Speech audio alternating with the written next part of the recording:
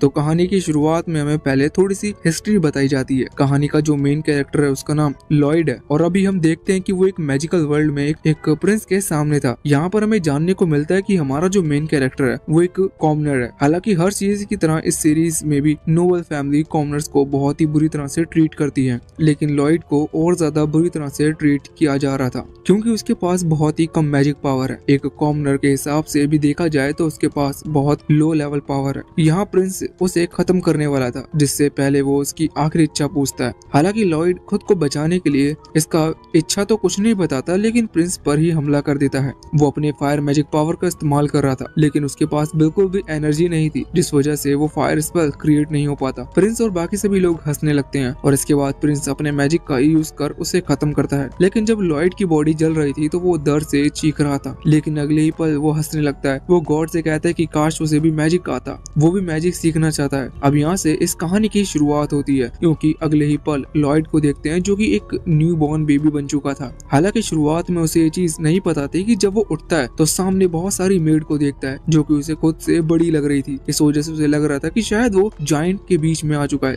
लेकिन फिर भी वो अपने हाथ को देखता है कि उसके हाथ तो छोटे हैं। हालांकि इसके बाद अब लॉयड अपनी मैजिक पावर का इस्तेमाल करने की कोशिश कर रहा था, जिसकी वजह से अब वहाँ पर एक फायर स्पेल क्रिएट होता है। लेकिन इस बार इस रेइनकार्नेशन के बाद उसकी पावर इतनी बढ़ चुकी थी, इस अटैक से वहाँ कासल की जो छत है वो डिस्ट्रॉय हो जाती है। बाहर जो किंगडम के लोग थे वो ये सब देख रहे थे। हालांकि वो डरे नहीं थे, बल्कि वो सेलिब्रेट कर रहे थे क्योंकि किंगडम में से 7 प्रिंस ने जन्म लिया है। वैसे इस तरफ वहाँ जो सारी मेड लॉयड के पास खड़ी हुई थी वो बहुत ही ज्यादा डरी हुई थी, लेकिन लॉयड के चेहरे पर स्माइल थी, ये देखकर कि फाइनली अब वो भी हाई लेवल मैजिक का यूज कर सकता है। अब यहाँ से कुछ साल बीत जाते हैं। हम देखते हैं कि किंगडम में सब कुछ नॉर्मल चल रहा था। दूसरी तरफ हम वहाँ पैलेस के अंदर सभी लॉयड को ढूंढने की कोशिश कर रही थी, लेकिन उन्हें लॉयड की कहीं नहीं मिल रहा था। उन्होंने पैलेस का एक पोर्शन देख लिया था और इसलिए अब वो दूसरे पोर्शन की तरफ बढ़ती हैं। हालांकि जब वो वहाँ से चली जाती हैं तभी लॉयड सामने आता है। लॉयड उनसे छुपने की कोशिश कर रहा था क्योंकि उसे नॉर्मल एक्टिविटी करना पसंद नहीं। अब तभी उसकी मुलाकात 2 आदमियों से होती है, जहाँ पर अभी वो पहले वाला आदमी लॉयड से पूछता है कि वो ये क्या कर रहा है। वैसे वो पहला आदमी थोड़ा सा चिल्ला रहा था, जिस वजह से लॉयड तुरंत ही उसे चुप कराता है और कहता है कि अगर तुम चिल्लाओगे तो वो मेड सुन लेंगी और मुझे ढूंढ लेंगी। यहाँ पर वो आदमी कहता है कि हम दोनों हंट के लिए जा रहे हैं,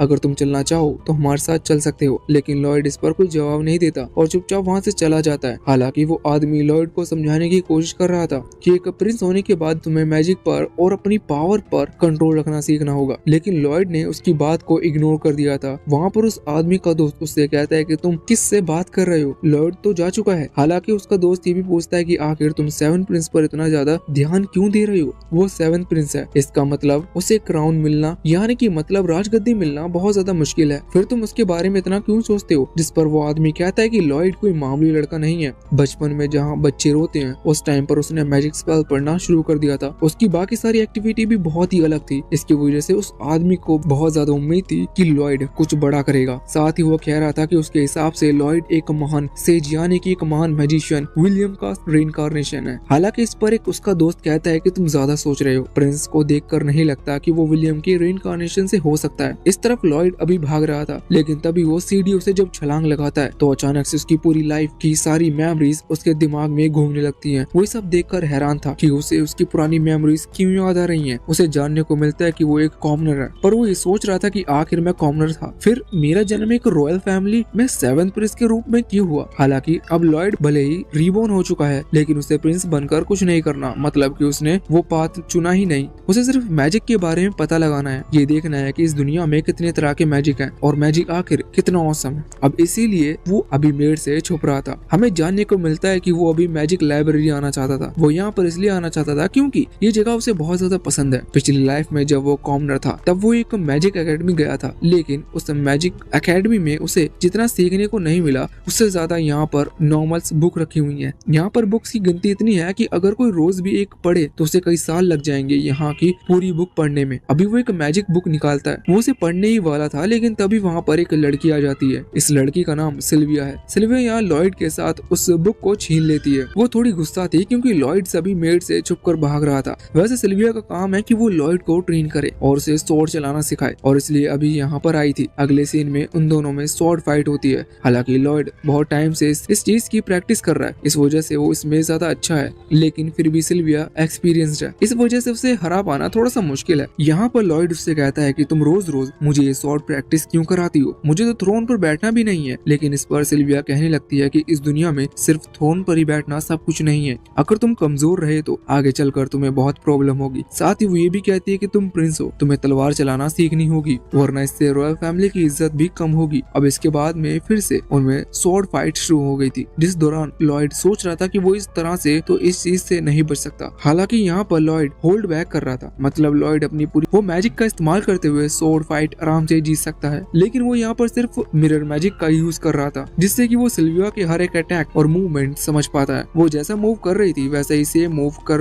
उसके अटैक को रोकता है। हालांकि सिल्विया को ये चीज समझ में नहीं आई थी, वो तो लॉयड की तारीफ कर रही थी कि वो हर दिन पहले से ज्यादा बेहतर होता जा रहा है, लेकिन लॉयड बेहतर नहीं हो रहा था, बल्कि वो सिर्फ सिल्विया जिस तरह से लड़ रही है उसकी तरह लड़ रहा था। हालांकि अब कुछ देर तक इसी तरह से लड़ने के बाद लॉयड ये चीज नोटिस करता है कि वो थकने लगा है, लेकिन सिल्विया नहीं थक रही थी, क्योंकि इसे इस तरह से लड़ने का बहुत ही ज्यादा एक्सपीरियंस है। लॉयड सोचता है कि अगर ऐसा ही चलता रहा तो मैं हार जाऊंगा। सिल्विया मुझसे बड़ी है, इस वजह से उसे बहुत ही ज्यादा एडवांटेज है। लेकिन फिर लॉयड और भी कई सारे मैजिक के बारे में याद करता है, जैसे कि यहाँ पर उसने अपनी मैजिक पावर से अपनी तलवार का थोड़ा सा बड़ा कर लिया था, साथ ही उसने अपनी फिजिकल स्ट्रेंथ को भी कुछ मिनट्स के लिए बढ़ा लिया था। इसके बाद वो फिर से हमला करना शुरू करता है। नॉर्मल अटैक से कुछ नहीं होने वाला था, इसी वजह से वो पहले मिरर मैजिक का यूज करते हुए सेम सिल्विया की तरह हमला कर रहा था, जिससे कि सिल्विया की हर अटैक ब्लॉक हो सके। और अगले ही पल लॉयड वहाँ से अपनी पोजीशन चेंज करते हुए सिल्विया के पीछे आ जाता है और सिल्विया पर हमला करने लगता है, लेकिन तभी सिल्विया अपनी तलवार आगे करते हुए उसके इस अटैक को रोक लेती है, जो देखकर लॉयड हैरान था और सिल्विया समझ गई थी कि लॉयड ने मैजिक का यूज किया है, इसका मतलब उसने चीटिंग की है। हालांकि पहले वो लॉयड को थोड़ी सी डांट पड़ती है,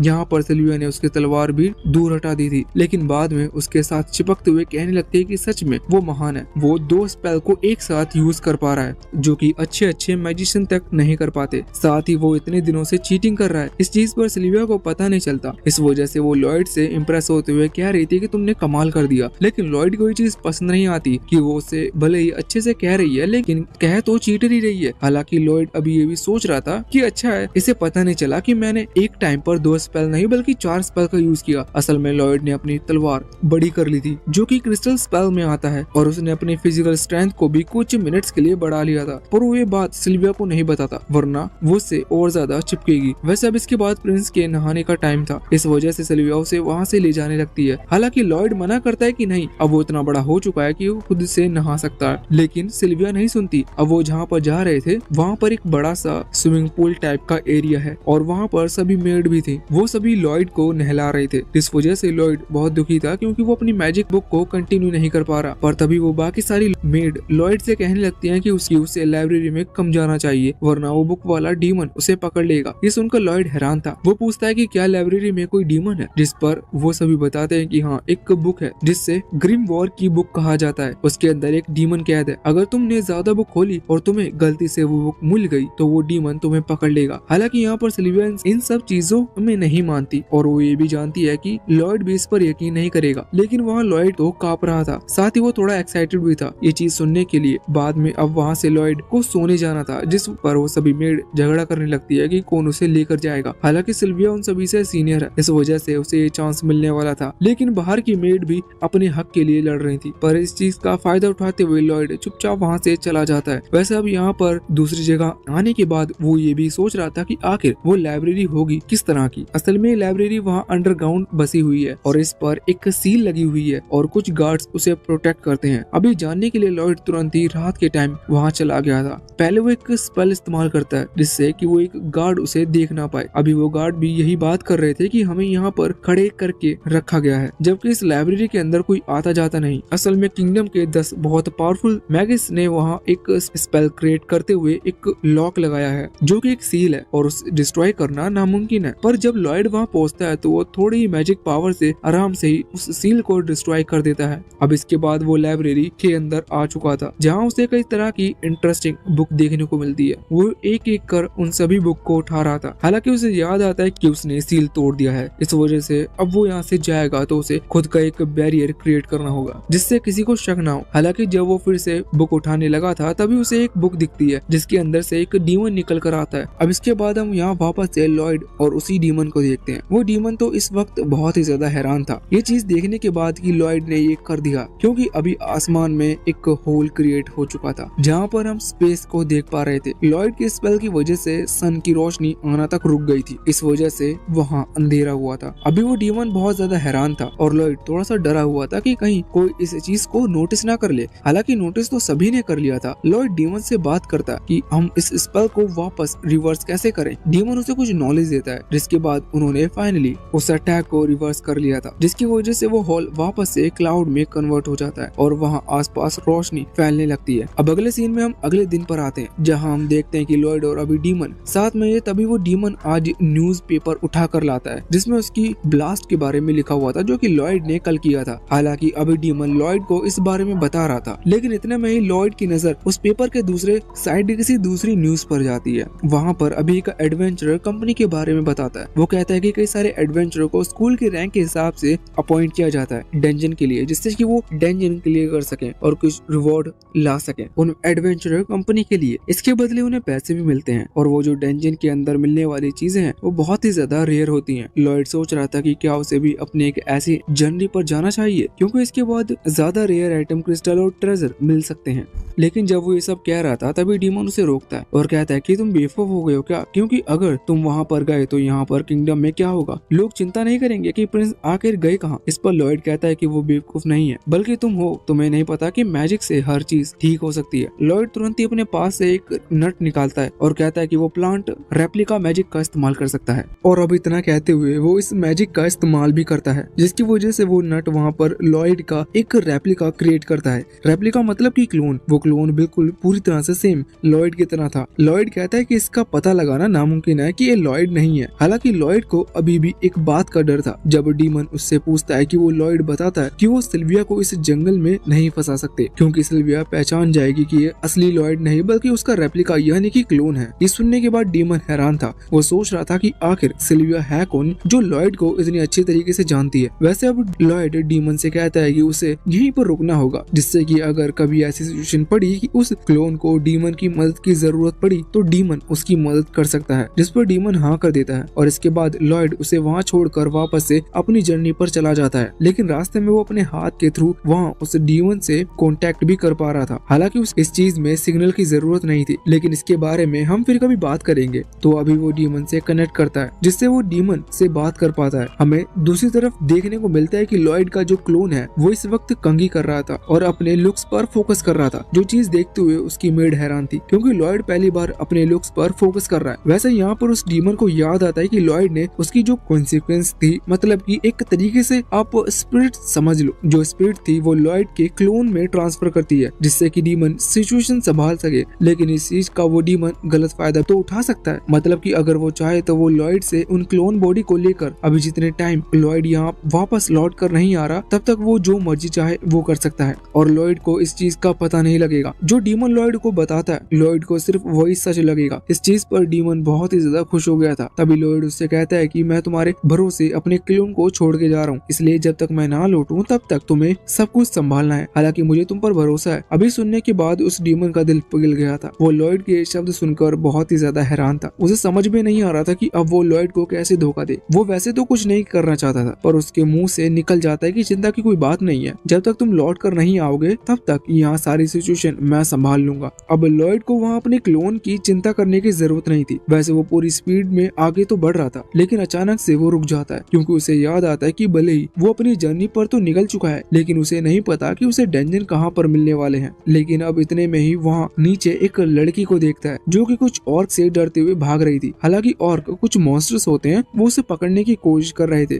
यहाँ वो लॉयड का डीमन उसे बताता है कि ये लड़की खतरे में है, हमें इसकी मदद करनी चाहिए। पर इतने में ही वो लड़की बाहर रुक जाती है और उन ऑर्क पर हमला करने लगती है। डीमन ये देखकर हैरान था। वो लॉयड से कहता है कि इसकी ब्रीथिंग टेक्निक बहुत ही ज्यादा खतरनाक है और ये बहुत ज्यादा पावरफुल भी लगती है। उस लड़की ने बहुत ही जल्दी उन सभी ऑर्क मॉन्स्टर को हरा दिया था और इसके बाद वो उन सभी से उसे कहती है कि तुम सभी बहुत ही ज्यादा कमजोर हो, तुम्हें मुझे हराने में करीबन 100 साल लगेंगे। अब यहाँ पर लॉयड को याद आता है कि उसने कुछ बुक्स पढ़ी थी जिसमें फॉरेन कंट्री के लोगों के बारे में लिखा हुआ था। उसे जानने को मिला था कि बाहर के जो लोग हैं वो अपनी एनर्जी को काई कहकर बुलाते हैं और ये एनर्जी, इनकी एनर्जी थोड़ा अलग है क्योंकि दोनों की जो प्रैक्टिसेस होती हैं वो अलग तरीके से होती हैं। हालांकि उस लड़की ने यहाँ पर लॉयड को नोटिस कर लिया था। वो कहती है कि तुम हो कौन, मेरे सामने आओ। इस तरफ वो डीमन यहाँ डर गया था, पर वो लॉयड एक्साइटेड था। वो उस लड़की से मिलना चाहता था जिससे कि वो उससे उसकी टेक्निक के बारे में पूछ सके और कुछ सीखे। साथ ही वो डेंजन के बारे में भी पूछ सकता है, लेकिन इस पर वो डीमन कहता है कि तुम बेवकूफ हो क्या? अगर तुम उसके सामने आए और उसने तुम पर हमला कर दिया फिर तुम क्या करोगे? क्योंकि वैसे भी वो तो तुम्हें पहचान लेगी कि तुम यहाँ के नहीं हो। इस पर लॉयड कहता है कि वो तो ठीक है, लेकिन अगर उसने ऐसा किया तो हम उसे अपनी एनिमी की तरह मानेंगे और हम भी उस पर हमला करेंगे। अब तभी अचानक से वो लड़की वहाँ लॉयड पर हमला कर देती है और उस पहाड़ के ऊपर आ जाती है। लेकिन इतने में ही लॉयड ने ऊपर लुक बदल लिया था,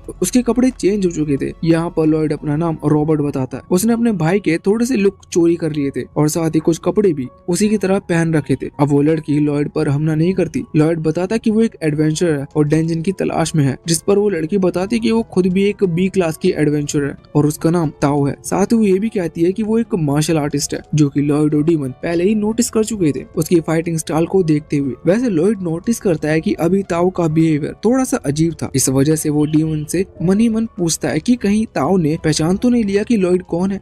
इस पर डीमन कहता है कि नहीं, ऐसा नहीं हो सकता, तुम्हारा इल्यूजन परफेक्ट है, उसने तुम्हें नहीं पहचाना। अब यहाँ पर असल में ताओ इस वजह से थोड़ी अजीब लग रही थी क्योंकि वो बहुत टाइम बाद किसी ऐसे लड़के से मिल रही है जो कि हैंडसम भी है और उसे भाव दे रहा है। असल में ताओ पहले एक डोजो में थी जहाँ वो मार्शल आर्ट सीखा करती थी, लेकिन फिर उसने भी वो डोजो छोड़ दिया, जिसके बाद से उसे कोई ऐसा लड़का नहीं मिला जो कि वो उसे भाव देता हो या फिर थोड़ा ढंग का दिखता हो। वो सोचते है कि उसे किसी भी कीमत पर लॉयड को अपना बॉयफ्रेंड बनाना ही होगा। तभी लॉयड उससे कहता है कि वो डेंजन की तलाश में है, उसे डेंजन जाना है, क्या इसमें ताओ उसकी मदद कर सकती है? हालांकि वो ये भी कहता है कि अगर तुम मदद ना करना चाहो तो मैं किसी और को ढूंढ लूंगा, लेकिन ताओ यहाँ तुरंत ही कहती है कि तुम बेवकूफ हो क्या, मैं मदद करूंगी। और अगले ही सीन में वो सीधा एक डेंजन की एंट्रेंस पर पहुंच चुके थे। इसके बाद अब वो डेंजन में एंट्री लेते हैं जहाँ पर बहुत सारे मॉन्स्टर्स थे। वो मॉन्स्टर पर हमला कर रहे थे, लेकिन यहाँ पर ताओ लियोड को इम्प्रेस करने के लिए उन सभी मॉन्स्टर्स को खत्म करते जा रही थी, पर लॉयड का ध्यान उस पर नहीं था। वो तो यहाँ आसपास में लगी हुई क्रिस्टल को देखकर इम्प्रेस था। इस चीज पर ताओ थोड़ी सी दुखी थी क्योंकि लॉयड वहाँ लगे हुए उन क्रिस्टल में ज्यादा इंटरेस्टेड है, जबकि उसके साथ ताओ है। वैसे इसके बाद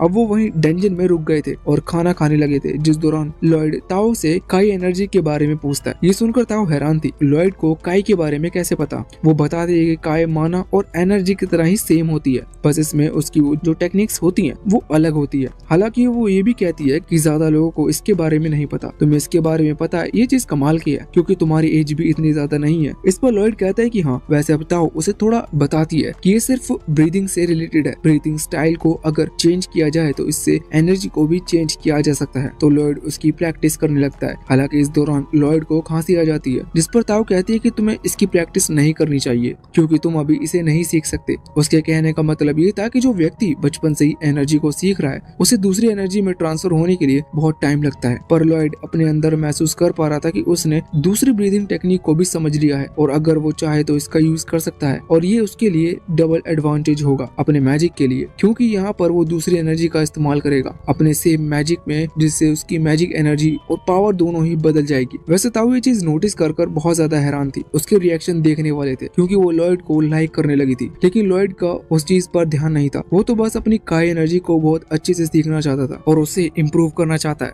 वैसे डीमन भी ये चीज नोटिस कर रहा था। वो मन में सोच रहा था कि लॉयड सच में कमाल का है, वो सिर्फ मैजिक के अलावा और किसी चीज पर ध्यान नहीं देता। अब इसके बाद यहाँ से सीन चेंज होता है और हम वहाँ पैलेस में आते हैं जहाँ पर हम क्लोन वाले लॉयड को देखते हैं। वो इस वक्त बैठा हुआ डेजर्ट खा रहा था। तभी सिल्विया वहाँ उसके पीछे आती है और उससे कुछ कहने लगती है, जो चीज देखकर हमारा क्लोन वाला लॉयड बहुत ही ज्यादा घबरा गया था। और वहीं दूसरी तरफ डेंजन के अंदर आते हैं जहाँ हम देखते हैं कि ताओ अभी लॉयड को देखने के लिए अपनी मैजिक पावर का इस्तेमाल कर रही थी और यहाँ पर वो काई एनर्जी का इस्तेमाल कर रही थी। लॉयड इससे और भी ज्यादा कुछ सीख सकता था। सामने जो मॉन्स्टर था वो खत्म हो जाता है। ताओ को लगता है कि शायद उन्होंने डेंजन को क्लियर कर दिया और अब वो सामने रखे हुए चेस्ट को ओपन कर सकते हैं, उसके ट्रेजर को ले सकते हैं। इसके बाद वो दोनों ही वहाँ से आगे बढ़ने लगे थे। जब उस बॉक्स को खोलने वाले थे तब ताओ कहती है कि तुम इस बॉक्स से ज्यादा एक्सपेक्टेशंस मत लगाना, क्योंकि डंजन बहुत ही कम लेवल का था, इसलिए यहाँ पर ज्यादा कुछ ट्रेजर मिलना नामुमकिन है। वैसे लॉयड अभी इस चीज पर ध्यान नहीं दे रहा था, वो अभी चुपचाप उस ब्रीदिंग टेक्निक की प्रैक्टिस कर रहा था। वैसे उसने अब इस चीज में मास्टरी कर ली है, वो अपनी एनर्जी को ब्रीदिंग टेक्निक की मदद से चेंज करना सीख गया है, जो चीज ताओ भी नोटिस कर लेती है और हैरान हो जाती है। वो सोचती है कि अब फाइनली उसके स्ट्रिक्ट ग्रैंडपा हाँ कर देंगे लॉयड के लिए। उसने अपने मन में शादी तक का ख्याल बना लिया था, पर लॉयड इस चीज पर ध्यान नहीं देता। लॉयड सोच रहा था कि अब हमें इस चेस्ट को ओपन करना चाहिए। वैसे इसके बाद अब ताओ उस चेस्ट को ओपन करती है, पर तभी अचानक से उस चेस्ट के अंदर से एक बहुत ही खतरनाक एनर्जी से बनी हुई ब्लेड निकल कर आती है। लॉयड ने सही टाइम पर ताओ को वहाँ से हटा दिया था। वो ब्लेड सीधा जाकर उस डंजन की दीवार पे पड़ती है, जिसकी वजह से वो डंजन बीच में से कट चुका था। इसके साथ ही साथ हम देखते हैं कि उस चेस्ट के अंदर से एक खतरनाक बॉस लेवल मॉन्स्टर निकल कर आता है, जो कि इस डंजन का बॉस है। ताओ उसे देखकर घबरा गई थी, क्योंकि उसके अंदर से बहुत ही ज्यादा डार्क और डेंस एनर्जी निकल रही थी, लेकिन लॉयड उसे देखकर बिल्कुल भी नहीं घबराया था। वैसे अब हमें उस नए मॉन्स्टर का नाम लिक पता चलता है। वो देखने में भी बहुत खतरनाक था और उसके अंदर से पावर भी बहुत ज्यादा निकल रही थी। यहाँ पर लॉयड को भी नहीं पता था कि ये किस टाइप का मॉन्स्टर है, इस वजह से वो ताओ से इस बारे में पूछता है, लेकिन ताओ भी इस बारे में ज्यादा नहीं जानती थी, इसलिए वो लॉयड से कहती है कि उसे चिंता करने की जरूरत नहीं। पर वो ये भी जानती थी कि ये मॉन्स्टर्स यानी कि लिक बहुत खतरनाक भी हो सकता है। इस वजह से वो लॉयड से कहती है कि उसे यहाँ से चले जाना चाहिए, लेकिन लॉयड कहता है कि नहीं, वो ताओ को काई एनर्जी यूज करते हुए देखना चाहता है और इस मॉन्स्टर को हराते हुए देखना चाहता है। इस वजह से वो नहीं जाएगा, लेकिन फिर ताओ को ना चाहते हुए भी अपने अटैक से उसे इस डंजन के बाहर की तरफ फेंकना पड़ता है। हालांकि वो सोच रही थी कि उसने जो किया इससे लॉयड को चोट ना लगे, उसने सिर्फ लॉयड को बचाने के लिए ऐसा किया था। अब तभी अचानक से लिक उसके ऊपर हमला करना शुरू कर देता है, जिससे कि वो बच रही थी। पर वो हैरान थी कि एक हाई लेवल मॉन्स्टर इस तरह के लो लेवल डंजन में क्या कर रहा है, क्योंकि उससे कुछ ही देर तक लड़ने के बाद ताओ ये चीज समझ चुकी थी कि इसे हराना हाई लेवल एडवेंचर के लिए भी थोड़ा सा मुश्किल काम हो सकता है। पर फिर भी वो हार नहीं मानती और कुछ देर उसके अटैक से बचती रहती है, जिससे कि लॉयड को टाइम मिल सके इस डंजन से बाहर निकलने का। दूसरी तरफ हम वहाँ लॉयड को देखते हैं, जो कि अभी वहाँ से सीधा डंजन के बाहर की तरफ फिक रहा था। उसी समय वो एक बैरियर बना लेता है। इस समय वो सोच रहा था कि आखिर ताओ ने उसे बाहर की तरफ क्यों फेंका और क्या उसे वापस लौट कर जाना चाहिए। इसी दौरान रास्ते में दो गॉब्लिन मिलते हैं, जो कि वे वजह मारे जाते हैं। वैसे अब जब लॉयड को कुछ समझ में नहीं आता तो वो डीमन से इस चीज के बारे में पूछने लगता है, लेकिन इस गुफा में ज्यादा सिग्नल नहीं थे, जिस वजह से डीमन के साथ कांटेक्ट नहीं कर पा रहा था। पर तभी उसे डीमन की हल्की सी आवाज सुनाई देती है, जो कि उससे कह रही थी कि उसे वापस से पैलेस में लौट कर आना होगा। यहाँ पर बहुत बड़ी गड़बड़ हो चुकी है। ये सुनते हुए लॉयड घबरा जाता है और सोचता है ना जाने क्या, और अब वो तुरंत ही वापस पैलेस की तरफ निकलने लगा था। और इस तरफ अब वापस से हम उस डंजन के बिल्कुल अंदर आते हैं, तो वहाँ हम अंदर देखते हैं कि अभी ताओ लिक से लड़ रही थी, लेकिन उसे हराना थोड़ा सा मुश्किल था। पर ये चीज अब वो भी समझ चुकी थी, इस वजह से वो कोशिश कर रही थी कि वो चुपचाप यहाँ से निकल सके, लेकिन लिक उसे नोटिस कर लेता है। लिक बताता है कि वो जानता है कि ताओ काई एनर्जी का इस्तेमाल कर रही है और वो सारी काई एनर्जी से बनी हुई टेक्निक का इस्तेमाल कर रही है। लिक काई एनर्जी के बारे में इस वजह से जानता है क्योंकि पिछली बार जब यहाँ पर कुछ एडवेंचर्स आए थे तो वहाँ पर उनके साथ कुछ ऐसे एडवेंचर भी थे जो कि काई एनर्जी का इस्तेमाल करते हैं। लिक उन्हें खा लिया था और लिक के पास एक ऐसी एबिलिटी थी जिससे कि वो जिस पर्सन को भी खाता है उसकी एनर्जी को, उसकी नॉलेज और एबिलिटी उसके अंदर आ जाती है। लेकिन वो ताओ से कहता है कि उसे चिंता करने की जरूरत नहीं, क्योंकि वो उसे नहीं खाने वाला, क्योंकि उसे नहीं लगता कि ताओ को खाने से उसे कोई नॉलेज मिलने वाली है। वो अभी लॉयड को लेकर इंटरेस्टेड था, क्योंकि जब वो चेस्ट से बाहर निकलता है तो लॉयड उसके अटैक से बहुत ही स्पीड से डोज कर लिया था, जो चीज उसे लॉयड के लिए एक्साइटेड कर चुकी थी। पर जब ताओ ने लॉयड को यहाँ से भेज दिया था, इसी वजह से वो ताओ पर गुस्सा भी था, इसलिए वो उसे खत्म करने वाला था। ताओ मन में सोचती है कि लॉयड की नॉलेज के लिए उसके साथ था और ये लिक भी नॉलेज चाहता है, लेकिन दोनों एक दूसरे से बिल्कुल अलग हैं। वो फैसला करती है कि वो अपनी पूरी पावर का इस्तेमाल कर लिक को हराएगी, क्योंकि उसे साबित करना था कि वो जिस टेक्निक से प्रैक्टिस कर रही है वो कमजोर नहीं है और उसे खुद को भी साबित करना था। इसके बाद वो तुरंत ही ब्रीथिंग टेक्निक का इस्तेमाल करते हुए लिक के ऊपर एक के बाद एक अटैक करना शुरू कर देती है। लेकिन यहाँ पर लिक ने अपने आसपास एक बैरियर बना लिया था जो कि उसे बचा रहा था, और ये बैरियर इतना ज्यादा मजबूत था कि उसे तोड़ पाना बहुत ज्यादा मुश्किल था। यहाँ ताओ बहुत कोशिश करती है लेकिन उस बैरियर को तोड़ नहीं पाती। कुछ देर तक ऐसा ही चलता रहता है, लेकिन ताओ ने हार नहीं मानी थी। वो सोच रही थी कि उसने टाइम और स्ट्रेंथ सब कुछ सैक्रिफाइस कर दिया। अब कुछ ही देर बाद जब लॉयड सेटिस्फाई हो जाता है कि उसने बहुत ज्यादा काई एनर्जी अपने अंदर स्टोर कर ली है, तो वो उसके यूज करने का फैसला करता है। उसके यूज से यहाँ पर लिक के जितने भी अटैक थे वो सभी अटैक डिस्ट्रॉय हो चुके थे। पर लॉयड नोटिस करता है कि अगर वो ज्यादा काई एनर्जी को एक साथ रिलीज करता है तो वो काई एनर्जी दूर तक नहीं जाती। इस वजह से वो थोड़ी सी ही काई एनर्जी से एक परफेक्ट अटैक डिजाइन कर लिक के ऊपर हमला करता है, जो कि सीधा जाकर उसे ही लगती है। लेकिन हम नोटिस करते हैं कि ये अटैक उसे लगे उससे पहले ही उसने अपने सामने एक बैरियर क्रिएट कर लिया था। इसके बाद लॉयड रुकता नहीं है, वो एक साथ कई सारे अटैक करते जाता है,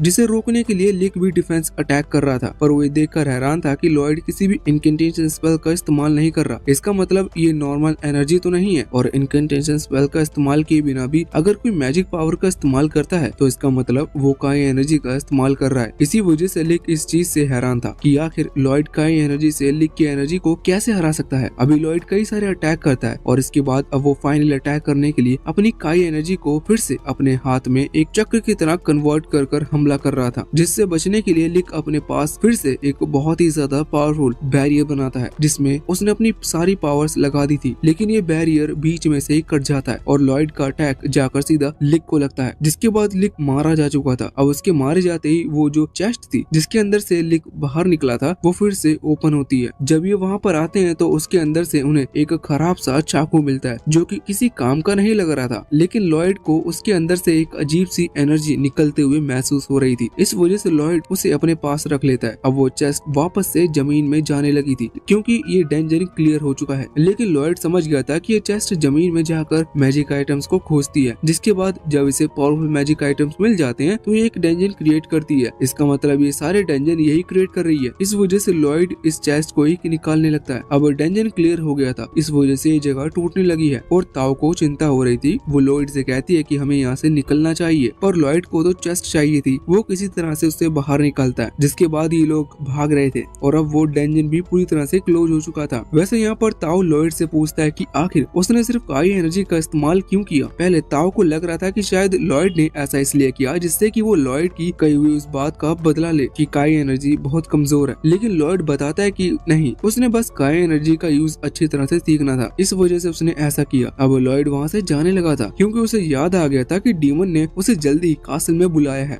लेकिन ताओ यहाँ पर उससे प्रॉमिस करती है कि वो भी बहुत मेहनत करेगी और खुद को बहुत स्ट्रॉन्ग बनाएगी। वो मन में सोच रही थी कि उसे खुद को स्ट्रॉन्ग बनाकर लॉयड को इम्प्रेस करना है। अगले सीन में लॉयड वापस से अपने उस रूम पर पहुंच चुका था, जहाँ पर आते हुए वो देखता है कि उसका जो क्लोन था उसकी हालत बहुत बुरी है क्योंकि उसे सिल्विया ने बहुत पीटा है। जब लॉयड उसके पास जाकर उसे उठाकर उससे पूछता है तो वो बताता है कि जब वो ट्रेनिंग कर रहे थे तो लॉयड का क्लोन अच्छा परफॉर्म नहीं कर पा रहा था। इस वजह से सिल्विया को गुस्सा आता है क्योंकि अब लॉयड और कमजोर हो चुका है पहले से, इसलिए उसने उसे अच्छा सबक सिखाया। इस वजह से अभी लॉयड का क्लोन और डीमन दोनों ही लॉयड से गुस्सा थे, पर लॉयड उससे माफी मांगता है। बाद में हम देखते हैं कि लॉयड अभी डीमन को वही चाकू दिखा रहा था जो कि वहाँ से लाया है। वो डीमन कहता है कि तुम इसके लिए इतने मेहनत कर रहे हो, तुम्हें तो वहाँ से जाने का कोई फायदा नहीं है क्योंकि ये तो सिर्फ कचरा है। लेकिन लॉयड कहता है कि नहीं, ये बहुत ही ज्यादा रेयर ट्रेजर है। इसके बाद अब लॉयड उस चाकू को गर्म पानी में डालकर उसके ऊपर से स्पेल निकालने का कोशिश कर रहा था जो कि एन्चेंटमेंट के दौरान उस पर लिखे गए हैं। कुछ देर तक मेहनत करने के बाद लॉयड ने गर्म पानी के थ्रू वो सारे एन्चेंटमेंट को बाहर निकाल लिया था। अभी यहाँ पर लॉयड बहुत समझदारी का काम करता है। लॉयड उन एन्चेंटमेंट स्पेल को किसी दूसरे वेपन पर यूज नहीं करता, बल्कि वो गर्म पानी के थ्रू और कुछ केमिकल्स के थ्रू उन स्पेल को अलग अलग करने की कोशिश कर रहा था। स्पेल कोई नॉर्मल मंत्र नहीं होते जो लिख दिए जाए तो वेपन स्ट्रॉन्ग बन जाए। ये स्पेल अलग अलग टाइप के केमिकल और अलग अलग चीजें से मिले पोशन से लिखे जाते हैं। इसका मतलब ये समझ लीजिए कि स्पेल इंक से लिखे जाते हैं और लॉयड यही पता लगाने की कोशिश कर रहा था कि ये किस तरह की इंक है। जब वो बहुत देर तक इस चीज में लगा रहता है तो फाइनली वो स्पेल ब्रेक डाउन हो जाते हैं। लॉयड को 3 चीजें जानने को मिलती है कि इसके लिए उसे चांदी चाहिए जिससे वेपन बनाए जाते हैं, ऑयल चाहिए और एक हिमाटा जो कि कुछ मॉन्स्टर की बॉडी में होते हैं वो चाहिए। ये हिमाटा जो चीज है वो बहुत ज्यादा रेयर होती है। लेकिन लॉयड डीमन को बताता है कि उसने उस डेंजन के अंदर से उस चेस्ट को भी उठा लिया जो कि डेंजन क्रिएट करती है। इसका मतलब वो हिमाटा तैयार कर सकते हैं। अब इस पर डीमन खुश था और लॉयड को भी, क्योंकि बस उन्हें तेल और चांदी की जरूरत होगी। अब वो चांदी के लिए वो अपने फादर के पास आता है, मगर ये बहुत शॉकिंग बात थी कि उसके फादर की एज इतनी ज्यादा है कि वो सच में एक बूढ़े आदमी है। इस चीज पर पहली बार में मुझे यकीन नहीं हुआ था, लेकिन ये उसके फादर ही है। तो यहाँ पर वो अपने फादर से कुछ चांदी के सिक्के मांगता है, जहाँ पर उसके फादर ने उसे एक थैला भरकर चांदी के सिक्के दे दिए थे उसकी पॉकेट मनी के रूप में। वो पूछते हैं कि क्या तुम्हें गोल्ड कॉइन चाहिए। इस पर लॉयड कहता है कि नहीं, मैं इससे काम चला लूंगा। ये सुनकर उसके फादर बहुत ज्यादा खुश थे और सोच रहे थे कि लॉयड बहुत हम्बल है। साथ ही वो ये भी सोचते हैं कि आखिर लॉयड इन चांदी के के सिक्कों का क्या करेगा। इस तरफ हम देखते हैं कि लॉयड अब एक सीक्रेट इन्वेंट्री में आ चुका था, जहाँ पर डीमन पहले से आग तैयार कर चुका था। वो लोग उनसे सिक्के को पिघला रहे थे, जिससे कि वो ऑयल और हिमाटा के साथ उसे मिला सके। उस पर एन्चेंटमेंट वाली बुक को क्रिएट कर उसे अगले सीन में हम देखते हैं कि लॉयड की फाइट अभी सिल्विया के साथ हो रही थी, जिस लड़ाई के दौरान लॉयड अपने सीक्रेट स्पेल का इस्तेमाल करता है और सिल्विया पर सीक्रेटली हमला करने की कोशिश करता है। लेकिन सिल्विया ने इस अटैक को पहले ही पहचान लिया था, इस वजह से वो अपने अटैक को रोक लेती है। लॉयड और भी कई सारे अटैक करने की कोशिश करता है, लेकिन सिल्विया उसकी हर एक अटैक से बचते जा रही थी। हालांकि आज वो थोड़ी सी इम्प्रेस थी, क्योंकि लॉयड फाइनली पहले से अच्छा परफॉर्म कर रहा है। लॉयड एक और पावरफुल स्पेयर का इस्तेमाल करते हुए वहाँ जमीन को बाहर ले आती है, लेकिन सिल्विया ने अंत में उसे हरा दिया था। लॉयड ने सिल्विया से कहा था कि अगर वो जीतता है तो उसे एक और बैग भरकर तेल चाहिए होगा, जिस पर सिल्विया ने हाँ कर दी थी। लेकिन अब लॉयड हार चुका है, लेकिन उसे तेल नहीं मिलना चाहिए, लेकिन सिल्विया फिर भी उसे तेल दे देती है। लॉयड उससे पूछता है कि वो ऐसा क्यों कर रही है, तो इस पर सिल्विया बताती है कि वो उस दिन के लिए गुस्सा थी, क्योंकि लॉयड बहुत बुरा परफॉर्म कर रहा था। लेकिन अब ये देखकर खुश थी कि लॉयड कमजोर नहीं है और इसलिए वो उसे उसका प्राइज दे रही है। दूसरी तरफ अभी डीमन भी ये चीज देखकर बहुत ज्यादा गुस्से में था, क्योंकि लॉयड अपने मैजिक स्पेल का भी इस्तेमाल कर सिल्विया को नहीं हरा सकता। डीमन के लिए सिल्विया का एक मॉन्स्टर की तरह ही थी, जिससे कि वो खुद भी बहुत डरता है। वैसे यहाँ पर लॉयड सिल्विया को इम्प्रेस करता है कि वो उसके लिए दिए हुए इस ऑयल यानी कि तेल से जो करने वाला है वो कर उसे जरूर बताएगा कि वो कामयाब हुआ कि नहीं। अगले सीन में लॉयड यहाँ उस सीक्रेट लाइब्रेरी में आता है, जहाँ पर वो चांदी, ऑयल और इस तीसरी चीज हिमाता को मिलाते हैं और वही एन्चेंटमेंट वाली बुक क्रिएट करते हैं। अब इसके बाद लॉयड रॉबर्ट के पास आया था, क्योंकि उसे वेपन की जरूरत है जिन पर वो एन्चेंटमेंट स्पेल का इस्तेमाल करेगा। जैसे ही वो रॉबर्ट से हेल्प मांगता है तो रॉबर्ट तुरंत ही अपने 4-5 लोगों को बुलाता है, जो कि सोल्जर्स, और उनसे कहता है कि उनके पास जितने भी वेपन्स हो वो दे दो। यहाँ पर उन सभी ने अपने वेपन्स दे दिए थे और बिल्कुल आस हटा दी थी कि उन्हें अपने वेपन्स वापस भी मिलने वाले हैं, क्योंकि एन्चेंटमेंट पे ये होता है कि अगर ये सक्सेस नहीं हुआ तो उनके वेपन्स डिस्ट्रॉय हो जाएंगे और एन्चेंटमेंट के पास होने का रेशियो बहुत कम होता है। इस वजह से उन्हें बिल्कुल भी उम्मीद नहीं थी कि लॉयड तलवार को भी सक्सेसफुली एन्चेंट कर पाएगा। अब इसके बाद लॉयड वापस से उस जगह पर आ गया था जहाँ पर वो उन सभी तलवारों को एन्चेंट करने वाला है। उसने अपने क्लोन को भी तैयार कर लिया था हेल्प के लिए और ग्रिम और डीमन अभी लॉयड को मोटिवेट कर रहा था। लॉयड पहले तलवार उठाता है, लेकिन उस पर वो इतने सारे स्पेल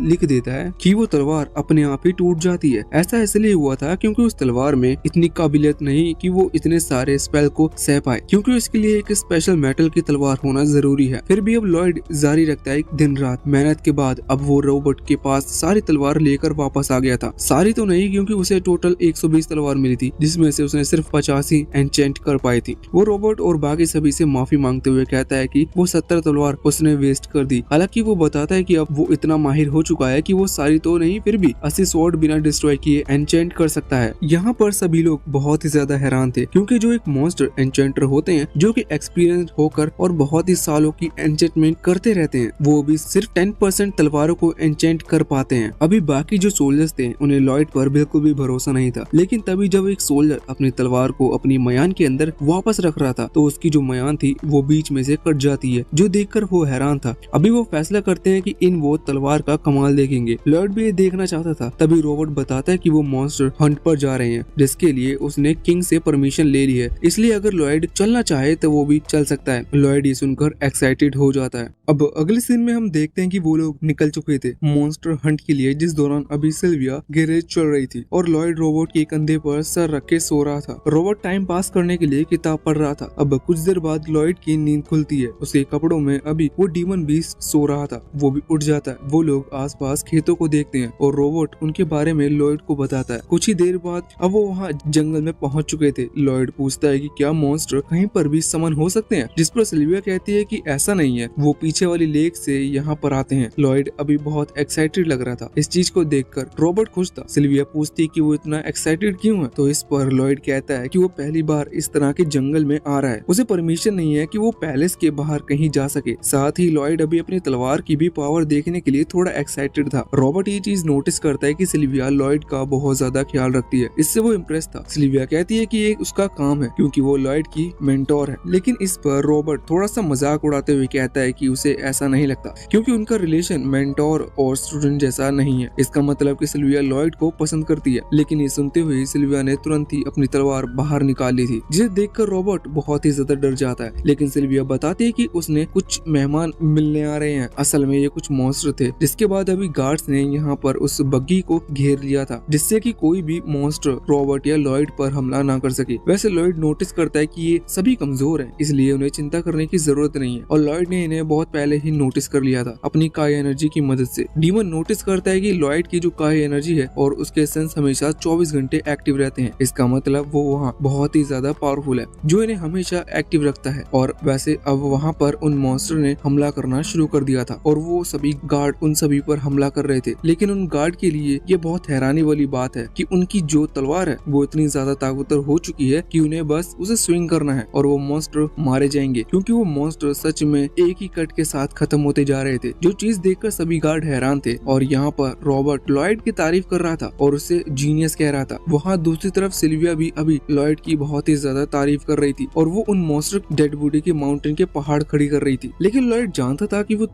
उसकी तारीफ ऐसा ही कर रही है क्योंकि लॉयड ने सिल्विया की तलवार को एन्चेंट किया ही नहीं। इसका मतलब उसने अपनी ओरिजिनल स्ट्रेंथ का इस्तेमाल कर उन सभी मॉन्स्टर को खत्म किया है। वैसे अब इतने में ही अचानक से दो मॉन्स्टर यहाँ लॉयड के ऊपर हमला करने वाले थे, लेकिन इससे पहले ही ताओ वहाँ पर आती है और मॉन्स्टर को किक करते हुए लॉयड को बचा लेती है। वो बस इसी जंगल में गुजर रही थी, जिस दौरान उसे यहाँ पर काई एनर्जी महसूस हुई। इसी वजह से वो इस तरफ आई और उसने मॉन्स्टर को देखा। वैसे अभी लॉयड गलती से उसका नाम ले लेता है, जो देख कर ताओ थोड़ी सी हैरान थी। वो तुरंत ही पीछे मुड़ती है, वहाँ पर लॉयड था, लेकिन उसे लॉयड की शक्ल पहले देखी हुई लग रही थी। तब लॉयड ने अपना चेहरा बदल रखा था, इस वजह से पूरी तरह से उसे पहचान नहीं पाई थी, लेकिन फिर भी उसे शक हो गया था। वो यहाँ पर लॉयड के चेहरे को टच करती है और कहती है कि तुम्हारा चेहरा सच में किसी की तरह बिल्कुल सेम टू सेम दिखता है। वैसे अब तभी हम देखते हैं कि वहाँ सिल्विया उस तरफ आती है और उन मॉन्स्टर को पूरी तरह से खत्म करते हुए बहुत ही रूड तरीके से ताओ को थैंक यू कहती है लॉयड की जान बचाने के लिए। साथ ही उसे वार्निंग देती है कि उसे लॉयड के चेहरे को केयरलेसली टच नहीं करना, लेकिन ताओ बताती है कि वो सिर्फ काई एनर्जी को महसूस करते हुए यहाँ पर आई थी और उसने लॉयड के चेहरे को केयरलेसली टच नहीं किया है। वैसे लग रहा था कि अब उन दोनों में लड़ाई शुरू हो सकती है, लेकिन रॉबर्ट बीच में आकर उनकी लड़ाई रुकवा देता है। वो कहता है कि शायद तुम दोनों के बीच में कोई मिसअंडरस्टैंडिंग हो गई है, जिसे सुलझाने के लिए ताओ को भी हमारे साथ उसे लेक पर चलना ही चाहिए। इससे हमारी भी हेल्प हो जाएगी और तुम्हारे बीच में दोस्ती भी हो जाएगी। अब अगले सीन में रात हो चुकी थी और वो लोग वहाँ उस लेक के करीब पहुँच चुके थे, जहाँ उन सभी ने अपने अपने टेंट लगा लिए थे। यहाँ पर रॉबर्ट मौका देखते हुए ताओ को थैंक्स कहता है उन सभी की जान बचाने के लिए और उन मॉन्स्टर को रोकने के लिए। वैसे ताओ को ये चीज हो जब पता चलती है कि रॉबर्ट प्रिंस है और उसका नाम रॉबर्ट है, तो वो ये सुनकर बहुत ही ज्यादा हैरान थी। हालांकि इसका सिर्फ नाम रॉबर्ट है, बल्कि वो ताओ की तरह ही नहीं दिखता, इसलिए उसको ज्यादा भाव नहीं दे रही थी। अब वो यहाँ से लॉयड को ढूंढने के लिए चली जाती है, क्योंकि लॉयड रॉबर्ट की तरह ही दिखता है। लेकिन दूसरी तरफ हम लॉयड को देखते हैं, जो कि अभी ताओ से छुपने की कोशिश कर रहा था। उसने अपनी काई एनर्जी को हमेशा 24 घंटे एक्टिव रखा था, जिसकी वजह से उसे मॉन्स्टर का पता चला। लेकिन अब वो अगर अपनी काई एनर्जी को बंद कर दे तो इससे ये तो होगा कि ताओ को उसके बारे में पता नहीं चलेगा, लेकिन इससे उसे शक हो सकता है कि इन्हीं के बीच में रॉबर्ट कहीं पर छुपा हुआ है। इसलिए अब लॉयड अपनी काई एनर्जी को रोक भी नहीं सकता। इसलिए वो फैसला करता है कि अभी वो लेक के करीब है, इसलिए वो कुछ नहीं करेगा। वो सिर्फ अपने टेंट में रुककर मॉन्स्टर के आने का इंतजार करेगा। वो टेंट में आता है जहाँ पर सिल्विया ऑलरेडी थी। सिल्विया बताती है कि यहाँ पर कोई कैट टाइप का खतरनाक मॉन्स्टर घूम रहा है, इस वजह से वो यहाँ पर आई है, जिससे कि वो लॉयड को रात भर प्रोटेक्ट कर सके, क्योंकि उसे बाकी गार्ड्स पर भरोसा नहीं है। लॉयड उसे जाने को कहता है, लेकिन सिल्विया नहीं मानती। वैसे यहाँ पर सिल्विया का लॉयड को प्रोटेक्ट करने का तरीका बिल्कुल भी कैजुअल नहीं था। कुछ देर बाद जब यहाँ ताओ आती है तो उन्हें वियर्ड पोजीशन में देखकर बहुत ज्यादा हैरान हो जाती है। उसके लिए बिल्कुल भी नॉर्मल नहीं था, ये सिर्फ लॉयड के लिए ही नॉर्मल है, क्योंकि उसी के साथ ऐसा बचपन में होता आया है। वैसे अब अचानक से ताओ को यहाँ पर देखकर सिल्विया ने तुरंत ही उसकी तरफ हमला कर दिया था, लेकिन ताओ उसके अटैक से बच जाती है। अब यहाँ पर उनके बीच में टेंट के बाहर आकर थोड़ा सा बहस होना शुरू हो गया था, जिस चीज का फायदा उठाते हुए लॉयड तुरंत ही वहाँ से निकलने की कोशिश करता है। वैसे वो यहाँ पर कह रहा था कि यहाँ तो उसे पहले से ज्यादा प्रॉब्लम हो रही है, कम से कम वहाँ उसके लिए कुछ टाइम के लिए तो शांति होती थी। अभी रॉबर्ट उसके ऊपर हंस रहा था और कह रहा था कि उसे नहीं पता कि वो कितना ज्यादा लकी है। यहाँ पर अभी सिल्विया ताओ से पूछती कि आखिर उसने उन्हें टेंट के अंदर कैसे ढूंढा, जिस पर ताओ कहती है कि वो सिर्फ मॉन्स्टर की एनर्जी का पीछा कर रही थी, जिस दौरान उसने टेंट के अंदर सिल्विया लॉयड को ढूंढा। लेकिन सिल्विया को उसकी बात पर बिल्कुल भी यकीन नहीं था। यहाँ पर रॉबर्ट अभी लॉयड से कह रहा था कि सिल्विया लॉयड को एक मैन की तरह देखती है, इस वजह से लॉयड को थोड़ा सा संभल कर रहना होगा, क्योंकि उनके बीच में अभी कभी भी कुछ भी हो सकता है। उसके हिसाब से ये रिलेशनशिप बहुत ही ज्यादा स्केरी है। वो डीमन से पूछता है कि उसका इस बारे में क्या कहना है, लेकिन डीमन का ध्यान अभी लॉयड की बातों पर नहीं था, क्योंकि उसका ध्यान पास के कैपल मेंशन पे था, जो कि टूटा हुआ है। इस तरफ अभी फिर से वो वेववुल्फ कुछ गार्ड पर हमला करने वाला था, लेकिन तभी ताओ अपनी काई एनर्जी की मदद से उसे रोक रोक देती है, जिस पर वो गार्ड उसे थैंक्स कहता है। लग रहा था कि वो वेयरवुल्फ मारा गया, लेकिन वो फिर पूरी तरह से ठीक था। वो फिर से खड़ा होता है, जो देखकर वो लोग हैरान हो जाते हैं। ताओ भी थोड़ी सी हैरान थी, क्योंकि उसकी काय एनर्जी से ज्यादा उस वेयरवुल्फ के ऊपर असर नहीं कर रही थी। अब तभी रॉबर्ट आगे आता है, एन्चेंटमेंट की हुई स्वॉर्ड को निकालता है। वो कह रहा था कि इस मॉन्स्टर को अब यहीं पर खत्म करना होगा, क्योंकि हमारे ही गाँव को नहीं बल्कि पास के ही गाँव को तबाह कर रहा है। वो तुरंत ही तलवार को निकालते हुए उसे बहुत ही पावरफुल अटैक का यूज करते हुए उस मॉन्स्टर को खत्म कर देता है। उसने उसे एक ही अटैक में खत्म किया था। इस वजह से बाकी सभी लोग उससे बहुत ही ज्यादा इम्प्रेस थे। वो उसकी तारीफ कर रहे थे, लेकिन रॉबर्ट यहाँ लॉयड की तारीफ करता है, क्योंकि उसने ही उसकी तलवार को इतना ज्यादा स्ट्रॉन्ग बनाया है। वो यहाँ पर फिर से अभी लॉयड को जीनियस कह रहा था, जिस पर लॉयड भी खुश था कि उसकी एन्चेंटमेंट काम आई और उसने सभी की तलवार को स्ट्रॉन्ग बना दिया। लेकिन अब तभी अचानक से वो मॉन्स्टर फिर से जागने लगता है। यहाँ पर भी वो डीमन लॉयड को बता रहा था कि जो पास में कैपल मेंशन है, वहाँ पर एक डीमन को कैद किया गया था, जो कि बहुत ही पावरफुल था। हालांकि हमारे वाले डीमन से नहीं। इस तरफ हम देखते हैं कि अभी वो वुल्फ फिर से जिंदा हो चुका था, जिस बार वो थोड़ा सा और खतरनाक था, और उसके साथ ही डीमन जुड़ चुका था, जिसकी कहानी बहुत फेमस है। यहाँ वो डीमन एक लेडी थी और वो इनसे कह रही थी कि ह्यूमंस बहुत ही ज्यादा एरोगेंट होते हैं और हमेशा उसे गुस्सा दिलाते हैं और अंत में वो मारे जाते हैं। वो कह रही थी कि तुम्हें भी मेरे गुस्से को शांत करने के लिए अपनी जान गंवानी होगी, क्योंकि तुमने मेरी कैट को खत्म कर दिया है। कैट से शायद इसका मतलब यही वेयरवुल्फ से था, क्योंकि उसके लिए शायद ये कैट के बराबर ही है। अब हम देखते हैं कि यहाँ पर और भी कुछ मॉन्स्टर आने लगे थे, जिनके बाद वो डीमन लेडी ऑर्डर देती है कि वो इन सभी पर हमला करे। वो सभी मॉन्स्टर आगे बढ़ जाते हैं। रॉबर्ट भी आगे बढ़ गया था उन्हें रोकने के लिए, और बाकी सभी कोशिश कर रहे थे। हालांकि रॉबर्ट नोटिस करता है कि वो डीमन इतनी आसानी से नहीं मरने वाले। बाकी लोग भी उनकी मदद करते हैं। साथ ही यहाँ पर ताओ भी आगे आता है रॉबर्ट की मदद करने के लिए और उन मॉन्स्टर को खत्म करने के लिए। हालांकि उन मॉन्स्टर की बॉडी अपने आप ही हील होती जा रही थी, जिसकी वजह से उनके लिए बहुत बड़ी प्रॉब्लम बन चुकी थी। रॉबर्ट को लग रहा था कि शायद कोई इन डीमंस को कंट्रोल कर रहा है, और कोई क्या, वो डीमन लेडी ही उन्हें कंट्रोल कर रही थी। इस तरफ डीमन, हमारा वाला डीमन लॉयड को बताता है कि उसे इस डीमन लॉयड के बारे में ज्यादा कुछ नॉलेज नहीं है, लेकिन ये उसी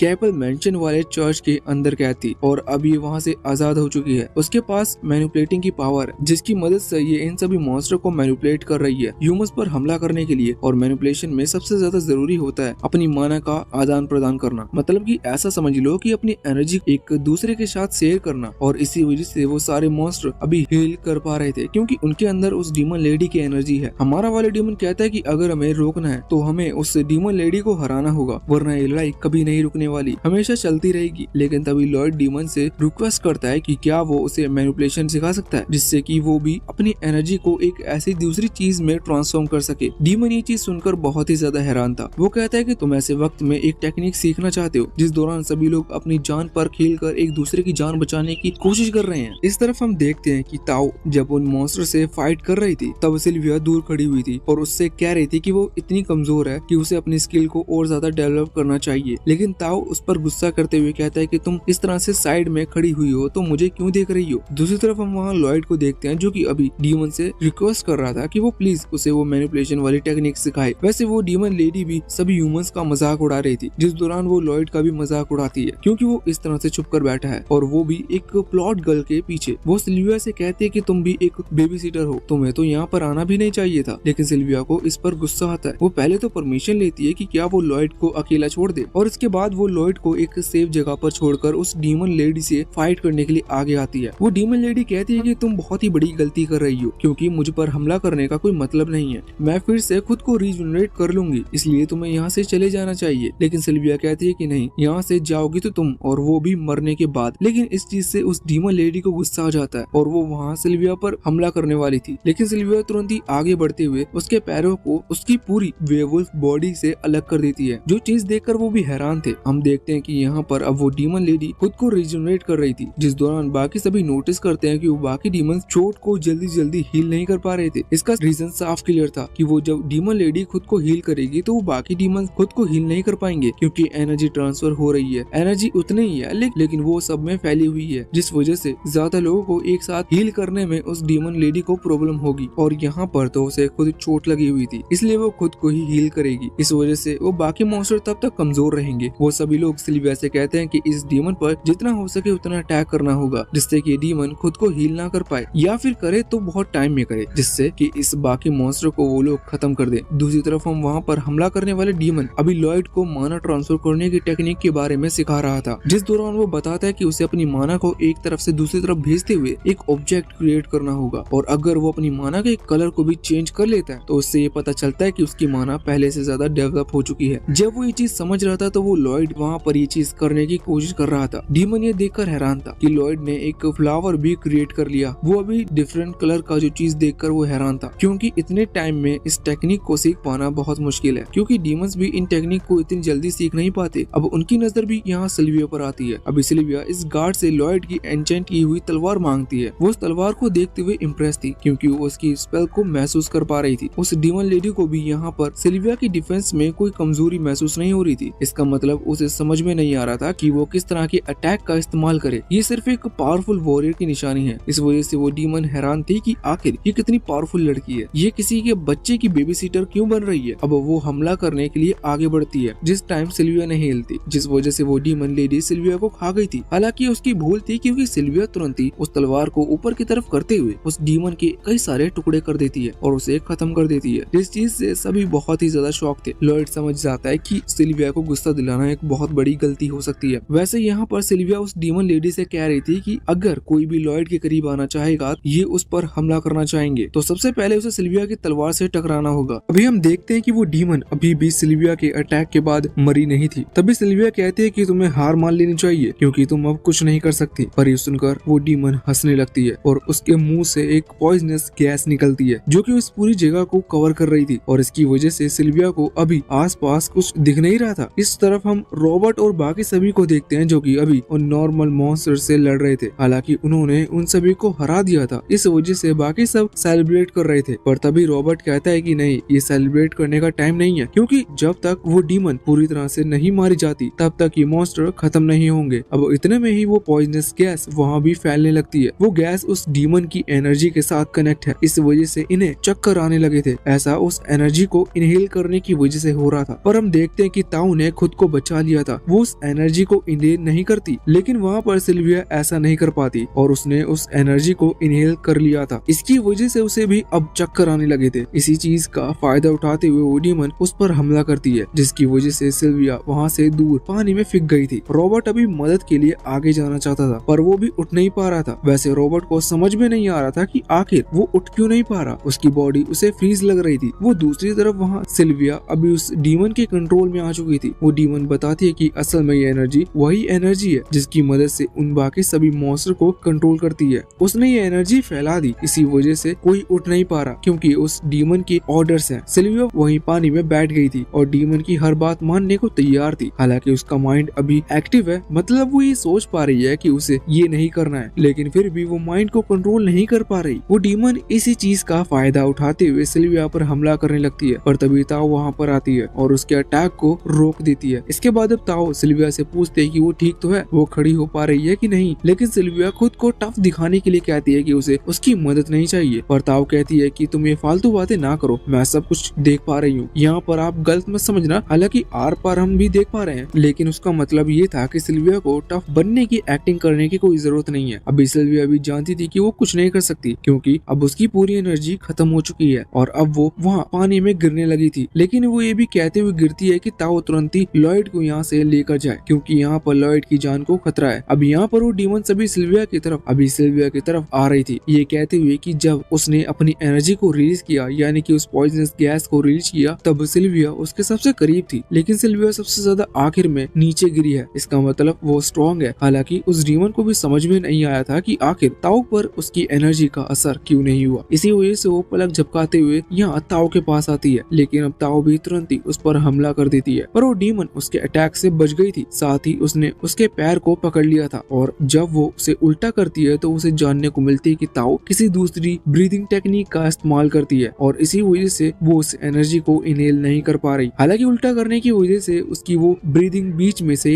डिस्टर्ब हो जाती है और अब उसकी बॉडी में वो एनर्जी फैलने लगी थी। वो डीमन कहती है कि अब तो तुम मेरे कंट्रोल में आ जाओगी और फिर मैं तुम्हें बाकियों की तरह यूज करूंगी। लेकिन ताओ को इस पर बहुत गुस्सा आता है। वो तुरंत ही अपनी काई एनर्जी को रिलीज करती है, जिससे वो उस डीमन की कैद से आजाद हो जाती है। वो कहती है कि बहुत टाइम बाद उसे कोई हैंडसम लड़का मिला है, वो इस तरह से किसी डीमन की गुलामी नहीं बन सकती। और इसके बाद वो काई एनर्जी से ही बनी हुई एक स्पेशल टेक्निक का इस्तेमाल करती है, जिसकी वजह से वहाँ उस डीमन के ऊपर बहुत खतरनाक बिजली गिरती है। हालांकि उस डीमन को अभी भी कुछ हुआ नहीं नहीं था और इतने में ही वहाँ पर वो मॉन्स्टर भी रीजनरेट हो चुके हैं। अभी ताओ खुद को रिकवर करने की कोशिश कर रही थी जिससे कि वो फिर से अटैक कर पाए, लेकिन इतने में ही वो मॉन्स्टर वहाँ पर आकर उस पर हमला करने लगते हैं जिसकी वजह से उसे फिर से पकड़ लिया जाता है। अभी वो डीमन ताओ से कह रही थी कि वो किस हैंडसम की बात कर रही है क्योंकि यहाँ तो ऐसा कोई भी नहीं है, जितने भी लोग थे वो सारे नीचे पड़े हुए हैं और हार मान गए हैं। लेकिन ताओ कहती है कि नहीं, वो आएगा और तुम्हें हराएगा। हालांकि उस डीमन का ताओ के ऊपर से इंटरेस्ट हट गया था क्योंकि ताओ एक ऑर्डिनरी ह्यूमन की तरह है, उसे हराना इतना भी मुश्किल नहीं था। वो सिर्फ अभी तक अपनी काई एनर्जी की वजह से बची हुई थी। उसका इंटरेस्ट सिल्विया में था क्योंकि सिल्विया पावरफुल है। वो तुरंत ही सिल्विया के पास आती है। वो कहती है कि तुम ताकतवर हो, तुम्हें कंट्रोल करना बहुत मुश्किल होगा, लेकिन कोई बात नहीं, मेरे पास कई सारी टेक्निक है जिसके थ्रू मैं तुम्हारी बॉडी में अपनी काई एनर्जी को फैलाकर तुम्हें भी अपना सर्वेंट बना लूंगी। इतने में ही लॉयड वहाँ पर आता है और कहता है कि क्या उसने बाकी सभी मॉन्स्टर को भी इसी तरह से अपना सर्वेंट बनाया है। वो यहाँ पर अभी उन वुल्फ की भी बात कर रहा था जो वहीं पर थे, पर इस पर वो डीमन कहती है कि हाँ, बस उसने उन पर थोड़ी अलग तरह की टेक्निक का यूज किया। असल में उनके पेरेंट्स मारे जा चुके थे जिन्हें खुद उस डीमन ने मारा था, इसलिए उसने अपनी काई एनर्जी से इन वुल्फ को ये महसूस कराया कि वो डीमन इनके पेरेंट्स है। लॉयड को ये सुनकर यकीन नहीं हो रहा था क्योंकि ये चीज उसके लिए बिल्कुल नई है, पर तभी वो डीमन नोटिस करते हैं कि लॉयड उस पॉइजनस गैस में भी इसी तरह से आराम से चल फिर पा रहा है। वैसे अब वो कुछ ही देर के लिए शॉक थी क्योंकि उसके बाद उसे याद आता है कि ताओ भी तो किसी तरह से यहाँ पर चल फिर पा रहा है। वो सोचते हैं कि शायद इस बच्चे के पास भी कुछ टेक्निक्स होगी। हालांकि तभी इसकी नजर वहाँ हमारे वाले डीमन पर जाती है। वो उसे देखकर हैरान थी। वो कहती है कि वो एक ह्यूमन के साथ क्या कर रहा है, साथ ही यहाँ पर वो उसकी बहुत ही ज्यादा बेइज्जती भी करती है एक ह्यूमन का सर्वेंट होने के लिए। लेकिन हमारा वाला डीमन उसे समझाता है कि वो ये सब बोलकर बहुत बड़ी गलती कर रही है। हालांकि वो डीमन नहीं मानने वाली थी, वो अभी लॉयड पर भी हमला करने वाली थी, लेकिन लॉयड इसे एक अपॉर्चुनिटी की तरह देखता है और कहता है कि अब वो माना ट्रांसफॉर्मेशन को एक बार ट्राई कर पाएगा। लेकिन वो सोच रहा था कि यहाँ पर बहुत सारे ट्रांसफॉर्म है और इतने सारे मॉन्स्टर के लिए उसे ज्यादा एनर्जी चाहिए क्योंकि उसे भी उस डीमन की तरह पहले चारों तरफ अपनी एनर्जी को फैलाना होगा। इसी वजह से अब वो माना ट्रांसफॉर्मेशन का इस्तेमाल करते हुए अपनी एनर्जी को रिलीज करता है। उसकी एनर्जी उस डीमन वाली एनर्जी से बहुत ही ज्यादा अलग थी लेकिन पावरफुल भी थी, जिसकी वजह से वो बाकी सारे वुल्फ अभी लॉयड के कंट्रोल में आ गए थे। उन्हें ना जाने क्यों पर अच्छा लग रहा था और अब वो लॉयड की हर बात मानने के लिए तैयार थे। लॉयड उनमें से एक वुल्फ से कहता है कि वो ताओ को अपने मुंह से बाहर निकाल दे। असल में उसने तब से ही उसे मुंह के अंदर कैद कर रखा है, जिसके बाद वो ताओ को निकाल देते हैं। अभी वो डीमन यहाँ पर ये सब देखने के बाद बहुत हैरान थी, पर वो समझ रही थी कि शायद लॉयड के पास यही टैलेंट है कि वो अपनी एनर्जी को एक साथ यूज कर सकता है। पर वो जानते थे कि वो उससे ज्यादा एक्सपीरियंस्ड है, इसका मतलब उसकी एनर्जी ज्यादा है, इसलिए अब वो और ज्यादा एनर्जी रिलीज करने की कोशिश करती है। लेकिन लॉयड की एनर्जी के सामने उसकी वो एनर्जी काम ही नहीं कर पा रही थी। और तो और अब उन वॉल्फ को पता चल चुका था कि उनके पेरेंट्स को उस डीमन ने मारा है। इस वजह से वो तुरंत ही उस पर हमला करने लगते हैं। लॉयड अभी उन्हें लीड कर रहा था और बता रहा था कि उन्हें किस तरह से हमला करना है, लेकिन वो डीमन भी बहुत ताकतवर है, इसकी वजह से वो वुल्फ उसे कुछ नहीं कर पाता। वो उन वुल्फ को एक साथ ही जल्दी हरा देता है और अब वो अपने सभी मॉन्स्टर से अपनी एनर्जी को हटा देती है, जिसकी वजह से अब वो अपनी पूरी पावर का इस्तेमाल कर पा रही थी। वो कहती है कि तुम मुझे बिल्कुल भी हरा नहीं सकते। लॉयड सोचता है कि हमारे वाले डीमन ने उसे बताया था कि डीमन मैजिक की मदद से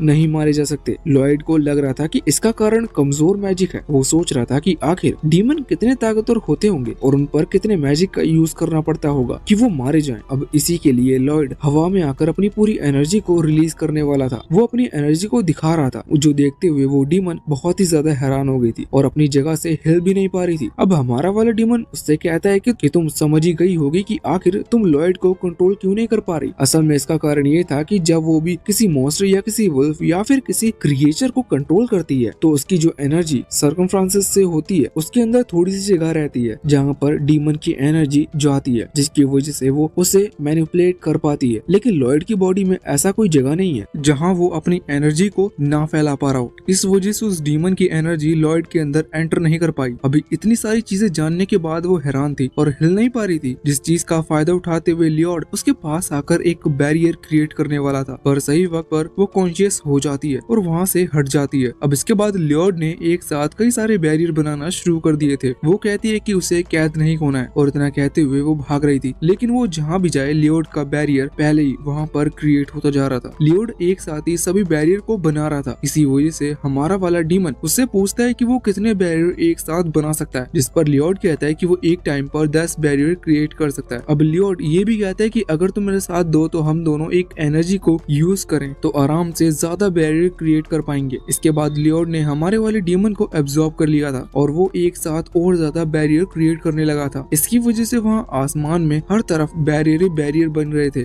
वो डीमन अभी उनसे बच रही थी और खुद की तारीफ करते हुए कह रहे थे कि वो कमाल है कि वो इतने सारे बैरियर से एक टाइम पर बच रही है। हालांकि उसे समझ में नहीं आ रहा था, लेकिन अब वो भाग रही थी। फिर अचानक से एक और बैरियर क्रिएट होता है जो कि पहले ही क्रिएट हो गया था। वो बस उसके अंदर चली गई थी, जिसकी वजह से अब वो कैद हो जाती है। उस बैरियर का कोई भी वीक पॉइंट नहीं था जिसे डिस्ट्रॉय किया जा सके। वो डीमन हैरान थी कि क्या अब लॉयड उसे अपना एक्सपेरिमेंट के लिए यूज करेगा, पर लॉयड कहता है कि नहीं, वो ऐसा कुछ भी नहीं करने वाला, क्योंकि उसने जो बाकी मॉन्स्टर के साथ किया है उन्हें कंट्रोल कर वो सही नहीं था और इसका मतलब उसे जीने का कोई हक नहीं है। और एक्सपेरिमेंट अगर उसे करना हो तो उसके पास ऑलरेडी एक डीमन है जिससे वो हर चीज पूछ सकता है। वो बस ये देखना चाहता था कि वो अपने मैजिक का यूज करे और वो डीमन कितनी देर तक सरवाइव कर सकती है। हालांकि वो डीमन डर गई थी क्योंकि वो जान गई थी कि लियोड की पावर के सामने वो नहीं बच सकती। और लियोड ये सब इसलिए कह रहा था क्योंकि उस डीमन का कहना था कि उस पर मैजिक का कोई असर नहीं होने वाला। वो तुरंत ही 4 एलिमेंट का यूज करते हुए उस बैरियर को घेर लेता है और फिर वो चारों ही एलिमेंट एक एनर्जी उस बैरियर में से एक साथ डालकर अपनी पूरी पावर लगाकर सारे स्पेल को एक साथ यूज करते हैं। वो एक टाइम पर 240 स्पेल का इस्तेमाल कर पा रहे थे, जो कि बहुत बड़ा नंबर है। यहाँ पर हमें लॉयड की मैजिक पावर की लिमिट भी जानने को मिलती है। लॉयड इस टेक्निक को जिसमें वो 240 स्पेल इस्तेमाल कर रहा है उसे करीबन 30 मिनट तक बनाकर रख सकता है। लॉयड सोचता है कि अगर इसके बाद ये डीमन नहीं मरी तो अच्छा है, क्योंकि वो बाद में और ज्यादा पावर का इस्तेमाल करके देखेगा। लेकिन ऐसा कुछ नहीं होता, क्योंकि 5 मिनट की टेक्निक खत्म होने के बाद ही हम देखते हैं कि वो डीमन मारी जा चुकी थी। लॉयड इससे बहुत ज्यादा डिसअपॉइंट था, क्योंकि उसने ऐसा नहीं सोचा था। उसे लगा कि शायद उसका मैजिक इस तरह काम नहीं करेगा, पर तभी हमारा वाला डीमन उससे कहता है कि ऐसा ही होता है, क्योंकि उन डीमन पर इस तरह के मैजिक का यूज नहीं होता। लेकिन लॉयड ने इतनी पावर का इस्तेमाल कर लिया कि जो रेजिस्टेंस था जो कि उस मैजिक को रोकता है वो भी ब्रेक हो गया और इसी की वजह से वो डीमन मारी गई। हालांकि अभी वो पूरी तरह से नहीं मरी थी, उसकी बॉडी बस पूरी तरह से खत्म हो चुकी थी और अब वो वेपराइज हो रही है। इस टाइम पर लॉयड देखता है कि बाकी सभी भी होश में आने लगे हैं, क्योंकि उस डीमन की एनर्जी रुक गई है। इसलिए लॉयड सभी के पास आता है और पहले तो वो वहाँ से थोड़ा दूर हट जाता है, जिससे कि किसी को ये ना पता चले कि उसने उस डीमन को हराया है। इधर हमारा वाला डीमन अभी लॉयड को देख रहा था। वो सोच रहा था कि लॉयड कितना टैलेंटेड है, लेकिन फिर भी वो खुद को कुछ नहीं मानता। मतलब कि अभी भी उसे और ज्यादा सीखने की इच्छा है, जो कि हमारे वाले डीमन को बहुत पसंद आती है। वैसे अभी वो दूसरी डीमन कॉन्शियस थी। वो कहती है कि तुम बहुत लकी हो जो तुम्हें ऐसा कोई मिला जिसे तुम अपनी मर्जी से फॉलो कर सकते हो। पर हमारा वाला डीमन कहता है कि नहीं, ऐसा कुछ भी नहीं है। वो बस खुद को ताकतवर बनाने के लिए अभी लॉयड के साथ है, जिसके बाद में वो रीमैच कर उसे हरा सके। अब इसके बाद वो डीमन उसे अपने पावर देती है और फिर उसकी बॉडी वेपराइज होकर खत्म हो जाती है। अभी हमारा वाला डीमन सोच रहा था कि क्या सच में किसी दिन मैं इतना पावरफुल हो पाऊंगा कि लॉयड को रीमैच में हरा पाऊं। वहाँ दूसरी तरफ लॉयड अभी बाकी सभी से कहता है कि रॉबर्ट यहाँ पर आया था। वो अभी अपने भाई रॉबर्ट की बात नहीं कर रहा था, बल्कि उस दूसरे वाले रॉबर्ट की बात कर रहा था जिसे ताऊ जानती है। लॉयड कहता है कि उसी ने हमें बचाया है। ये सुनकर बाकी सभी तो खुश थे, लेकिन ताऊ बहुत ही ज्यादा एक्साइटेड हो चुकी थी, क्योंकि उसने रॉबर्ट का नाम जो सुन लिया था। अब इसके बाद वो लोग वापस लौट आते हैं। वहाँ पैलेस के अंदर हम देखते हैं कि अभी रॉबर्ट और लॉयड दोनों अपने फादर यानी कि किंग के सामने थे। किंग पहले तो उन्हें कह रहे थे कि तुम इस तरह से किसी खतरनाक जंगल में जाते हो तो अपने साथ ज्यादा लोग लेकर जाया करो। हालांकि वो अच्छे खासे सोल्जर्स ले गए थे, फिर भी इस तरह के केस से उनकी जान बच गई। रॉबर्ट यहाँ पर माफी मांगता है। हालांकि वो अभी रॉबर्ट की तारीफ भी कर रहे थे, क्योंकि एक बड़े भाई होने के नाते उसने सिचुएशन को अच्छी तरह से संभाला। पर रॉबर्ट यहाँ पर आधा क्रेडिट लॉयड को दे देता है। वो कहता है कि लॉयड के जो वेपन्स थे जो कि उसने एन्चेंट किए थे वो बहुत ही ज्यादा काम के थे। उन्हीं की वजह से वो इतना देर तक उन डीमंस के सामने टिक पाए। हालांकि उसने वो दूसरे वाले रॉबर्ट के बारे में भी बताया था, लेकिन वो कहता है कि वो उससे मिले इससे पहले ही वो वहाँ से जा चुका था। अब यहाँ पर हमारा वाला रॉबर्ट नॉर्मन वो ये कहता है कि अभी तक किंग की दावेदारी के लिए सिर्फ उसी का नाम था। लॉयड को भी इसके लिए सिलेक्ट करना चाहिए, क्योंकि लॉयड के अंदर भी पोटेंशियल है, वो आगे जाकर किंग बन सकता है। ये सुनकर किंग हैरान थे, क्योंकि वो खुद कंपटीशन बढ़ा रहे हैं। वो ये बात रॉबर्ट से भी कहते हैं, पर रॉबर्ट कहता है कि कंपटीशन कम करना उसका मकसद नहीं है। वो सिर्फ चाहता है कि उसका किंगडम सेफ रहे, और अगर किंगडम को एक और अच्छा किंग मिल सकता है तो फिर इसमें क्या बुराई है। साथ ही वो ये भी कहता है कि वो सीधा ये थोड़ी कह रहा है कि लॉयड को किंग बना दिया जाए। वो तो ये कह रहा है कि लॉयड भी उसका हकदार है कि वो कंपटीशन में पार्ट ले सके। हालांकि वो इतनी आसानी से लॉयड को किंग बनने नहीं देगा, वो खुद भी मेहनत करेगा। अब किंग खुश होकर लॉयड से पूछते हैं कि क्या वो सच में ऐसा चाहता है, जिस पर लॉयड कहता है कि उससे किंग बनना बिल्कुल भी पसंद नहीं। अब यहाँ से लॉयड वापस बाहर आ गया था। वहाँ बाहर आने के बाद हम देखते हैं कि वो सारे वुल्फ जिनकी मदद लॉयड ने की थी वो जंगल में लौट गए गए थे, लेकिन उनमें से एक वुल्फ लॉयड का पीछा करते हुए यहाँ पैलेस में आ चुका था। लॉयड उसे अपने पास ही रख लेता है क्योंकि वो बहुत ही क्यूट था और वैसे भी अभी वो प्रॉब्लम नहीं क्रिएट करेंगे, इसलिए उसको रखने में कोई दिक्कत नहीं है। पर अभी हमारा वाला डीमन इस चीज से बहुत ज्यादा जेलस हो गया था। वो खुद भी इस वेयरवुल्फ की तरह फ्लफी बनता है और लॉयड के पास आता है। लॉयड उससे भी खेल रहा था क्योंकि वो समझ गया था कि डीमन थोड़ा सा जेलस फील कर रहा है। हालांकि तभी वहाँ पर सिल्वी आती है, जिस वजह से लॉयड को डीमन को वहाँ उस वेयरवुल्फ के हैम में छुपना पड़ता है। अब सिल्वी वहाँ पर आती है, वो बताती है कि जिसके बाद वो बात करते हैं, जिसके बाद उस वेयरवुल्फ को नाम यहाँ पर शीरो रखा गया था। अभी वो कह रही थी कि तुम इस वेयरवुल्फ को ट्रेन भी कर सकते हो। लॉयड को इस बारे में कुछ भी नहीं पता था, लेकिन सिल्विया बताते हैं कि मॉन्स्टर को ट्रेन करने के लिए भी कुछ मैजिक्स होते हैं। अब मैजिक्स की बात सुनकर हर बार की तरह लॉयड इस बार भी बहुत ज्यादा एक्साइटेड हो गया था। वो उसे सीखना चाहता था। अभी दूसरी तरफ हम वहाँ किंग और रॉबर्ट को देखते हैं। वो लॉयड को ही देख रहे थे। किंग कह रहे थे कि शायद लॉयड अपने बड़े भाई के खिलाफ नहीं जाना चाहता और उससे कंपटीशन नहीं करना चाहता, इसी वजह से उसने किंग बनने से मना कर दिया। लेकिन रॉबर्ट कहता है कि नहीं, शायद इसका रीजन अलग है। शायद ऐसा हो सकता है कि लॉयड एक किंगडम का किंग बनने के लिए ही पैदा नहीं हुआ, शायद वो आउटर वर्ल्ड में कुछ बड़ा करने के लिए पैदा हुआ है।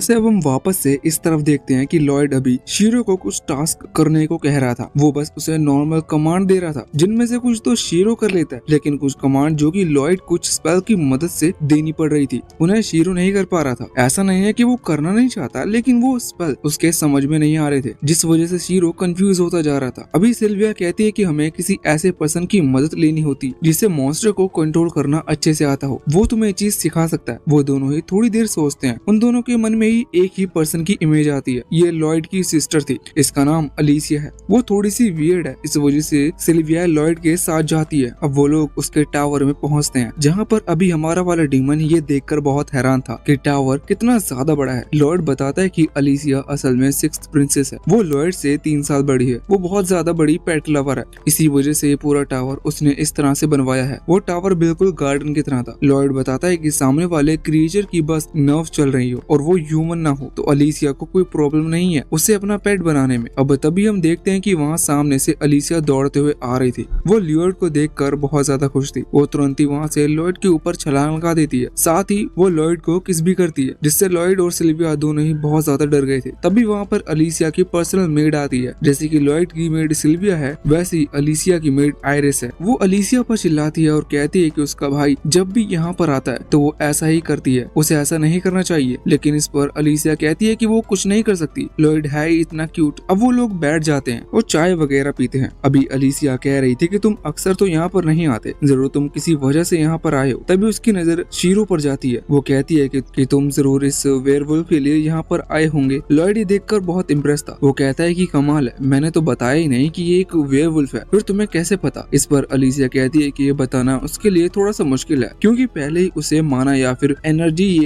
ये सब चीजें समझ में नहीं आती। लेकिन वो पेट लवर है, इस वजह से वो पहचान लेती है कि सामने कौन सा एनिमल या कौन सा मॉन्स्टर है। अबे सुनते हुए यहाँ सिल्विया लॉयड के पास आती है और उससे कहती है कि हमें यहाँ से चलना चाहिए, क्योंकि इसे तो माना के बारे में कुछ पता ही नहीं है। ये हमें कैसे सिखाएगी कि मॉन्स्टर को कैसे कंट्रोल किया जाता है। पर लॉयड का इंटरेस्ट अभी भी था। वो सोचता है कि शायद वो यहाँ पर कुछ न कुछ सीख के ही जाएगा। इसलिए अब वो अलीसिया से कहता है कि वो अपना कोई एक मॉन्स्टर यहाँ पर बुला सकती है, जिस पर अलीसिया स्माइल करते हुए कहती है कि उसने एक मॉन्स्टर को पहले ही यहाँ पर बुला लिया है। अब ये बहुत शॉकिंग बात थी लॉयड और सिल्विया के लिए कि उनके बीच एक मॉन्स्टर खड़ा हुआ था। अभी अलीसिया बताती है कि उसका नाम लीरू है, ये इसका बहुत पुराना मॉन्स्टर है। अभी लॉयड का जो एक्साइटमेंट लेवल था वो बिल्कुल पीक पर पहुंच चुका था, क्योंकि पहली चीज अलीसिया ने इस मॉन्स्टर को कब बुलाया ये उसको भी नहीं पता चला। दूसरी चीज वो यहाँ पर आ गया, लेकिन लॉयड ने उसकी एनर्जी को सेंस नहीं किया और ना ही सिल्विया इस बात को पता लगा पाई। और तीसरी चीज उसने सिल्विया के सर पर से वो हेयर बैंड निकाल लिया था और इस चीज पर सिल्विया को पता भी नहीं चलता। अब लॉयड एक्साइटेड होकर पूछ ही लेता है कि आखिर उसने ये कैसे किया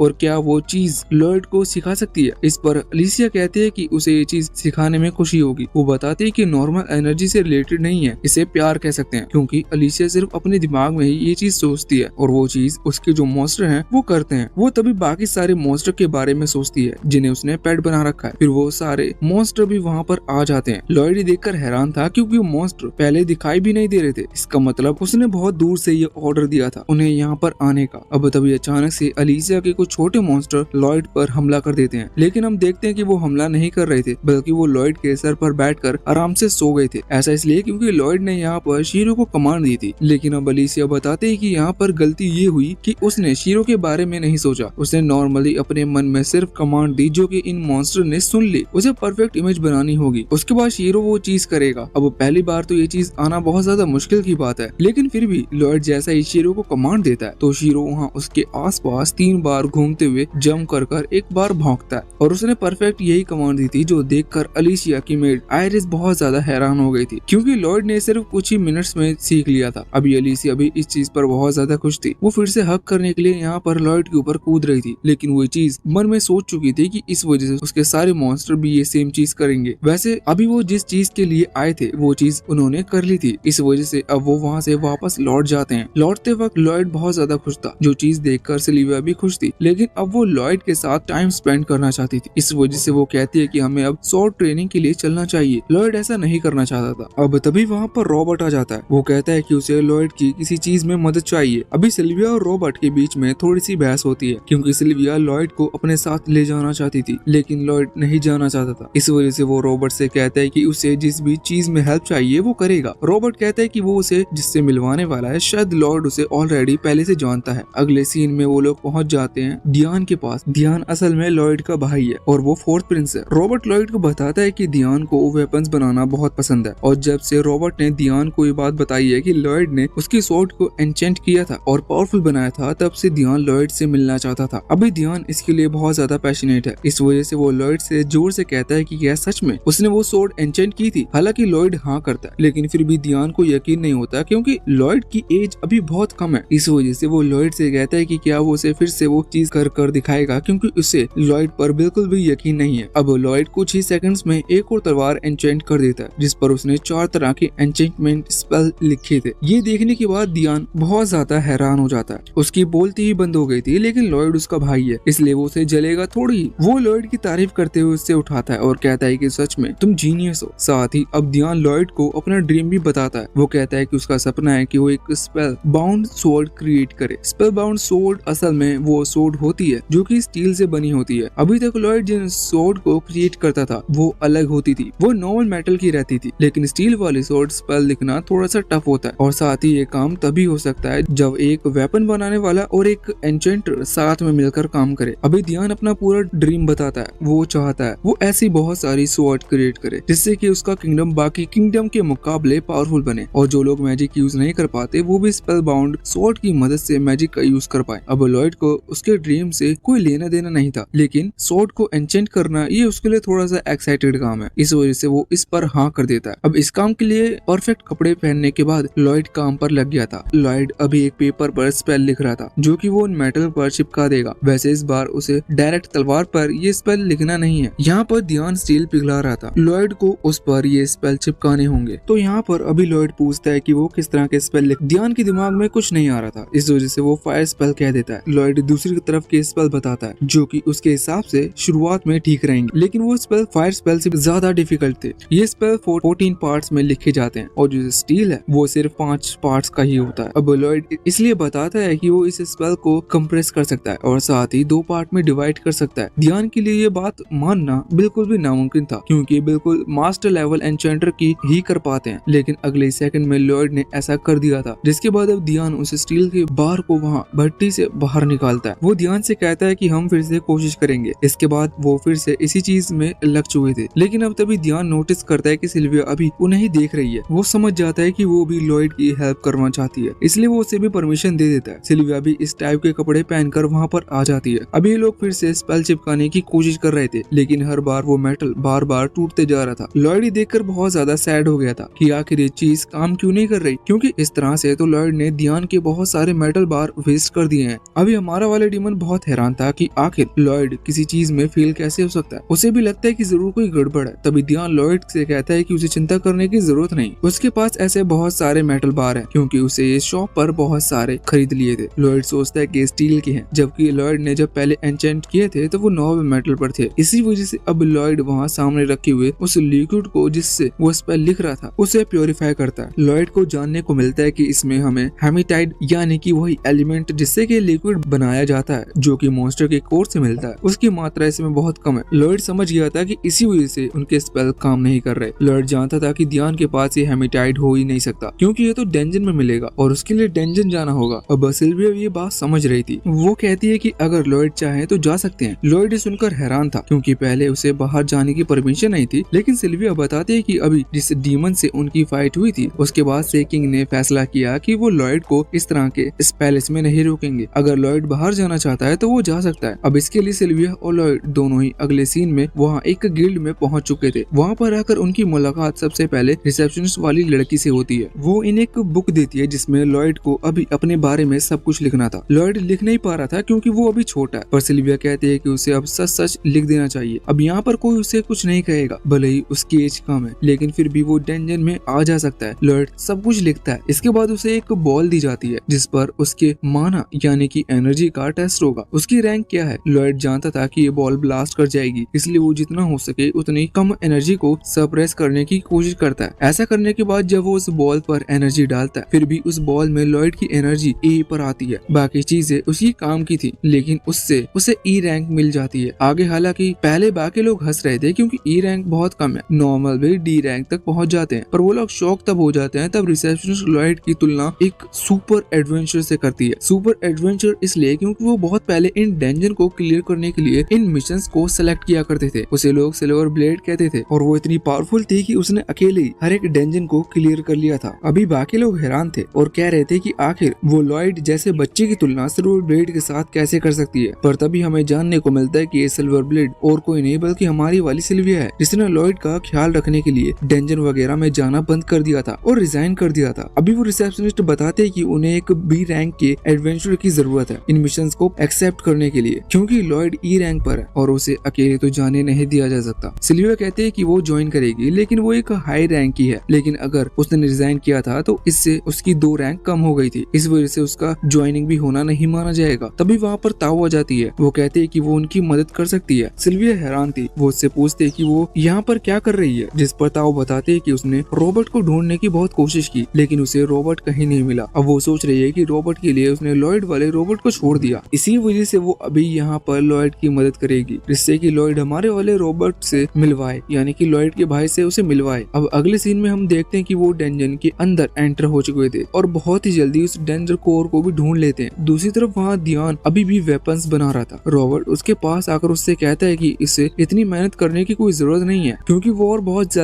वॉर बहुत ज्यादा नजदीक है, इतने टाइम में वेपन नहीं बनेंगे। और दूसरी चीज ये भी कि ध्यान को वॉर में जाने की जरूरत है ही नहीं, फिर वो इतनी मेहनत क्यों कर रहा है। लेकिन ध्यान कहता है कि नहीं, उसे भी इस चीज में हेल्प करनी है और वो ये सब किंगडम के लिए कर रहा है और उसे पूरा यकीन है कि लॉयड मॉन्स्टर कोर लेकर आएगा। तभी वहाँ पर लॉयड सिल्विया ताऊ मॉन्स्टर कोर को लेकर, जिसके बाद वो लोग फिर से एन्चेंटमेंट शुरू करते हैं और फाइनली वो ऐसी तलवार बना लेते हैं इसे स्पेल बाउंड कहा जा सके, लेकिन वो बहुत ही ज्यादा ताकतवर थी। इसी वजह से लॉयड फैसला करता है कि अगली बार से वो थोड़े कम स्पेल लिखेगा। रात के टाइम जब लॉयड सो रहा था तभी उसे ऐसा महसूस होता है जैसे कि बाहर कोई है। जब वो बाहर आता है तो वहाँ पर सच में कोई था, लेकिन उसका चेहरा हमें नहीं दिखाया जाता। हमें जानने को मिलता है कि बाहर वो जो मिस्टीरियस पर्सन है वो असल में एक लड़की है। अभी लॉयड अचानक से उसके सामने आ गया था, जिस चीज से वो थोड़ी सी घबरा जाती है और वहाँ से भागने की कोशिश करती है, लेकिन वो भागे इसके पहले ही लॉयड वहाँ आसपास अपनी पावर से एक बैरियर क्रिएट कर देता है। ये देखकर उस लड़की ने भी बहुत तुरंत ही अपनी पावर्स को एक्टिवेट कर लिया था। वो लॉयड से माफी मांगती है और कहती है कि मैं किसी भी बच्चे के सामने अपनी पावर्स एक्टिवेट नहीं करना चाहती, पर मुझे यहाँ से जाना है इसलिए मुझे ऐसा करना होगा। लॉयड नोटिस करता है कि उसकी पावर असल में पॉइजनस गैस है, लेकिन लॉयड हैरान तब होता है जब उसका मैजिक इस पॉइजन को हील नहीं कर पा रहा था। साथ ही उसे अपनी बॉडी में बहुत ही ज्यादा दर्द होना शुरू हो जाता है। सामने वो लड़की फिर से उससे माफी मांगती है और कहती है कि मेरे पॉइजन को कोई भी प्योरीफाई नहीं कर सकता। लॉयड जानता था कि वो प्योरिफिकेशन स्पेल होते हैं, वो सिर्फ उन्हीं पॉइजन पर काम करते हैं जिन पॉइजन के बारे में अभी तक ह्यूमैनिटी को पता नहीं था। शायद इस लड़की के पास ऐसा किसी पॉइजन की पावर है जो अभी तक किसी ने देखा नहीं।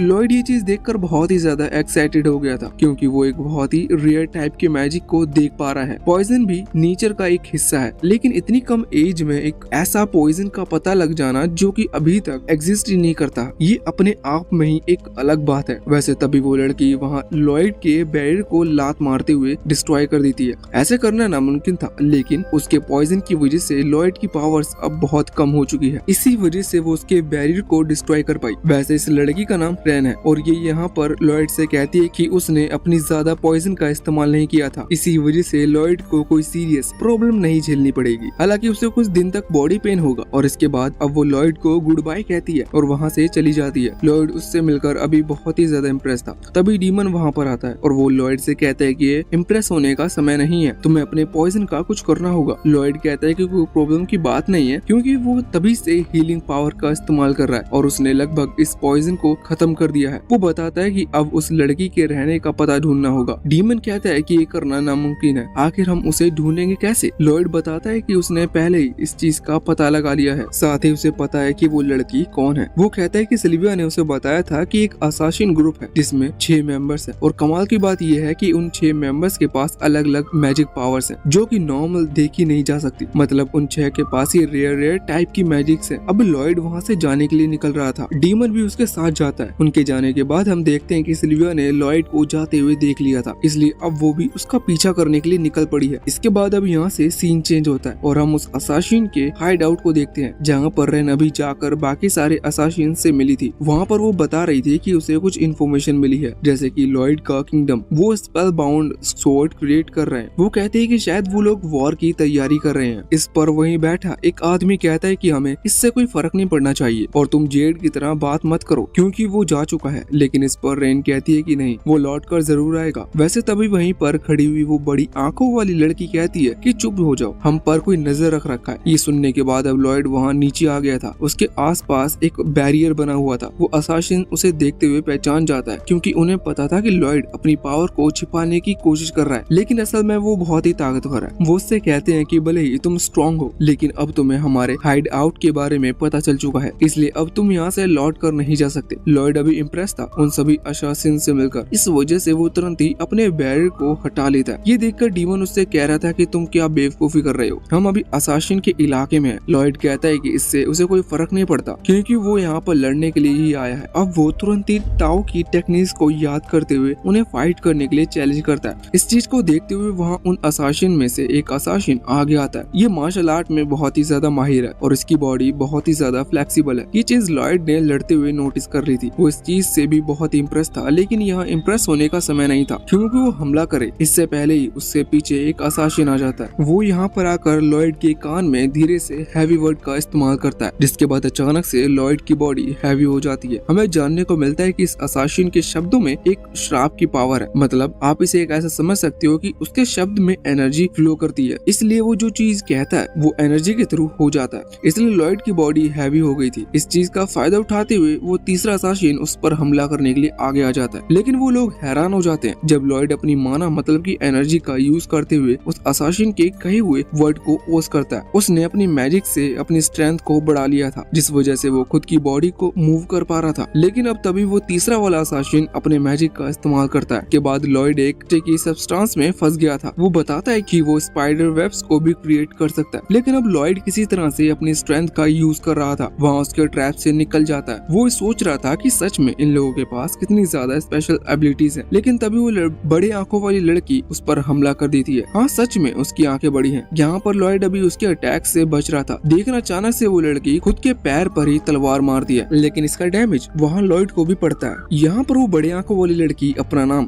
तरिया बताती है। वो कहती है कि उसके पास ऐसी एबिलिटी है जिससे वो सामने जिसको भी देख रही है उसके ऊपर अपनी बॉडी पर चोट पहुंचाकर डैमेज पहुंचा सकती है। लॉयड ही देखकर बहुत ही ज्यादा इम्प्रेस हो गया था। वो किसी तरह से पहले तो पीछे आ जाता है। तालिया कहती है कि लगता है तुम डर गए हो, लेकिन यहाँ पर लॉयड डरा नहीं था, वो भी बहुत ही खुश था और अब वो तुरंत ही हीलिंग पावर का इस्तेमाल करते हुए अपने पैर को ही हील कर लेता है, जिसके साथ साथ वहाँ तकलिया का भी पैर हील हो चुका था। ये कमाल की बात है क्योंकि वो तलवार पैर के आर पार हुई थी, अब वो पूरी तरह से हील हो चुका है। लॉयड तुरंत ही अपने हाथ में 2 तलवार निकाल लेता है और कहता है कि क्या मैं तुम्हें जितना भी डैमेज पहुंचाऊंगा वो मुझ पर आएगा, अगर ऐसा है तो मैं जरूर देखना चाहता हूँ। वो यहाँ पर सिल्विया की सिखाई हुई मार्शल आर्ट का इस्तेमाल करने वाला था। वो सेम वैसे ही पोजीशन में आ जाता है, जो देखकर असासिन घबरा जाते हैं क्योंकि उनकी फाइट पहले सिल्विया से हो चुकी थी और सिल्विया ने अकेले ही उन सभी को हरा दिया था। वो थोड़े से डर गए थे, लेकिन तभी लॉयड उनके ऊपर हमला कर देता है। वो ये देखकर हैरान थे कि लॉयड इतनी कम एज में 2 तलवार एक साथ ऑपरेट कर सकता है और साथ ही उसकी मार्शल आर्ट भी इतनी ज्यादा इम्प्रूव है। लॉयड वैसे तो एक एक कर सभी सभी पर हमला कर रहा था, लेकिन वो हार रहे थे।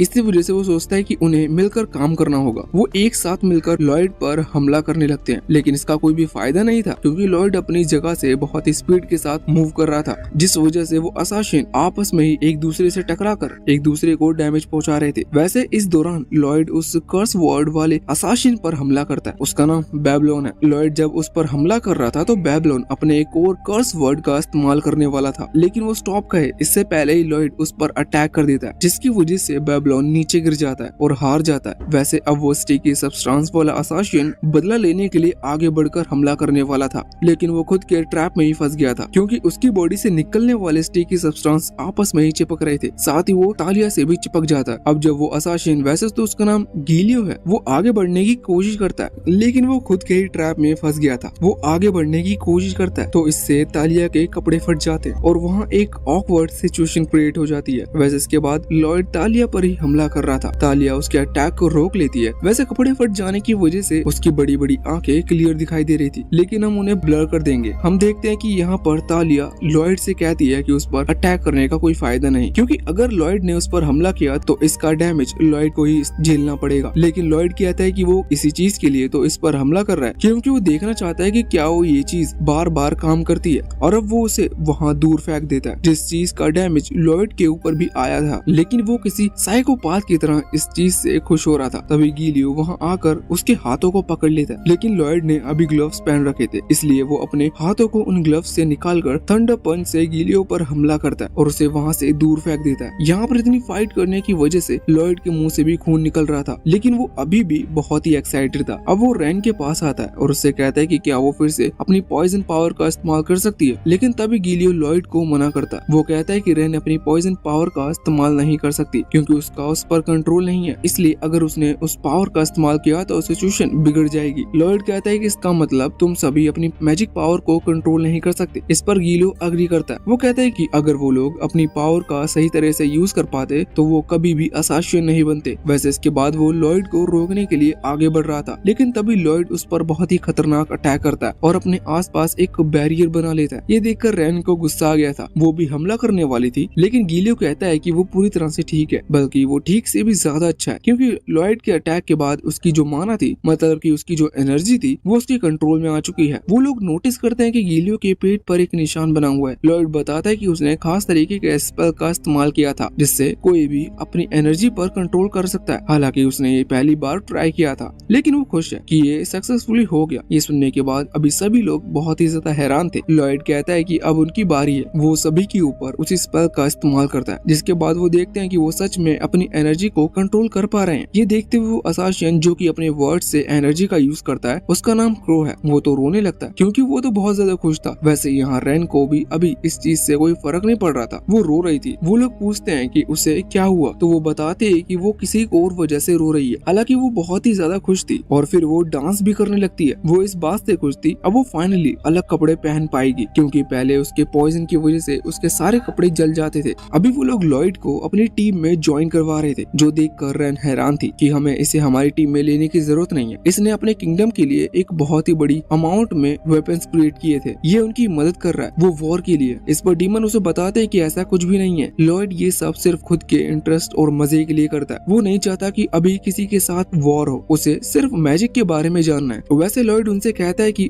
अब तुम सभी लोग अपने मैजिक को कंट्रोल कर सकते हो, तो क्या तुम मुझे दिखा सकते हो कि तुम पावर से क्या क्या कर सकते हो। वो लोग कहते हैं कि हाँ बिल्कुल वो दिखा सकते हैं, लेकिन गीलियो कहता है कि इसके लिए तुम्हें पहले हमारी बैक स्टोरी जाननी होगी। लॉयड कहता है कि मुझे स्टोरी में कोई इंटरेस्ट नहीं है, तुम्हें बताने की जरूरत नहीं। लेकिन गीलियो कहता है कि नहीं, उसे स्टोरी सुनानी होगी। लॉयड बिल्कुल भी एक्साइटेड नहीं था, लेकिन वो तब एक्साइटेड हो जाता है जब गीलियो उनकी लीडर के बारे में बताता है, क्योंकि उनके लीडर के पास टेलीपोर्टेशन मैजिक की पावर थी, जो कि इतनी रेयर है कि लॉयड ने अभी तक पहली बार ऐसे किसी पर्सन का नाम सुना था जिसके पास टेलीपोर्टेशन मैजिक की पावर हो। गीलियो स्टोरी बताता है और हम एक बहुत ही पुराना सीन देखते हैं जब उनका लीडर जेड अभी इनसे मिलने के लिए आया था। वो बताता है कि वो अपनी टेलीपोर्टेशन मैजिक पावर का सही से इस्तेमाल नहीं कर पाता, इस वजह से इस जगह से बहुत दूर टेलीपोर्ट हो गया था, इसलिए उसे यहाँ तक पहुँचने में बहुत देरी लगी। वो एक कॉइन दिखाता है और कहता है कि वो फैसला कर रहा है कि ये सब लोग मिलकर एक असासिन टीम बनाए, जो गिल्ड में आने वाले मिशन होते हैं उनमें से जो मिशन है उन्हें नॉर्मल ह्यूमंस नहीं चूज करते, वही लोग पार करेंगे। इस कॉइन का मतलब होगा कि दुनिया में शांति रखना चाहते हैं और इनका बस यही मोटिव होगा कि ये अपने ऊपर की बाउंटी यानी कि वांटेड प्राइस को कम कर सकें और एक टाइम पर ये इतना फेमस हो जाएं कि लोग इन्हें असासिन मतलब कि विलन ना बल्कि एक वॉरियर की तरह देखें। गिलियो अभी अपनी कहानी को कंटिन्यू कर रहा था, लेकिन लॉयड चाहता था कि वो बस अपने टेलीपोर्टेशन मैजिक के बारे में बताए, लेकिन फिर वो गिलियो कहानी आगे कंटिन्यू करता। पर इतने में ही अचानक से उनके सामने एक एनवेलप आ जाता है। उसके कुछ मिनट बाद वहाँ पर सिल्विया आती है और हमला कर देती है, लेकिन वहाँ पर कोई भी नहीं था। तभी वो दीवार पर एक नोट को देखते हैं। वो उस नोट को सीधा लेकर रॉबर्ट के पास आ जाती है।